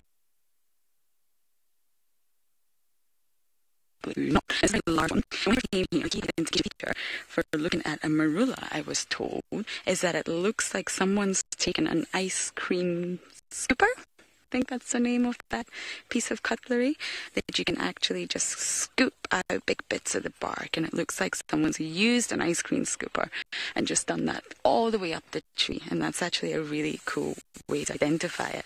Now, if you look here, this whole area is caked in mud. Now, it's not fresh, it's old mud. Now, this has most likely been done by an elephant. So this has most likely been done by an elephant, and of course it's not fresh, it's not wet, and the elephant has managed to get it way taller than I am. So it's up to here. I can almost just reach it. So I was actually looking for some fruit on the ground to show you, but believe it or not, I can't actually find any marula fruit. Can you believe it? Normally they're everywhere, and when you actually want to find one, you cannot find one. Now, I am obviously new to the marula tasting fruit, but I have tasted it a lot now, and believe it or not, the fruit is so high in vitamin C. It's almost 4 times that of an orange, and it's a tiny fruit. It's maybe like maybe this size, and an orange is this size, and it's got almost 4 times the amount of vitamin C. It's a shame we can't actually find one. But the nut inside, however, I do have one that I prepared earlier, a rather smelly one, and it had been in the elephant tongue. And look at it, it does actually look like the bottom of an elephant's trunk, don't you think? Or nostrils. Or a nose.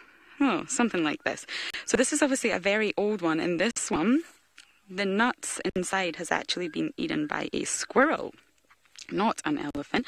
So these nuts that are inside this casing are actually full of omega-6 and omega-9 fatty acids, which are both very, very good for you, and they're an incredible source of protein.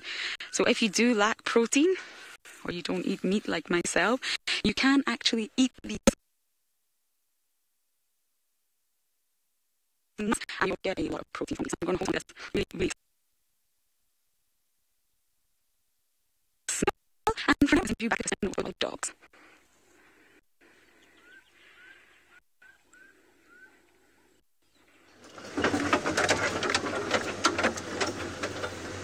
Well, we've lost the wild dogs for now. We're trying to find them again. They just went running off all of a sudden, as dogs do. And so we're trying to keep up with them. Now, apologies for the bushwalk. There's a few gremlins about, and is why you will find that it looks like there is a bit of out of sync. But I can smell the dogs, I just can't see them. So they're somewhere close by. They've got a very pungent smell to them, but I don't see where they've gone. Unfortunately, though, it looks like it's that time of the day, though, where we're going to have to say goodbye to you all of you guys, and so I'm going to stop so that I can be good and say goodbye nicely and not bounce around all over the place. I don't think we're going to get a last view of the dogs, but they've headed deep into Juma, so we should see them later. Anyway, from all of us, it's been an absolute pleasure. Hopefully you've enjoyed it. It's been a crazy morning, and we'll see you all this afternoon for the Sunset Safari.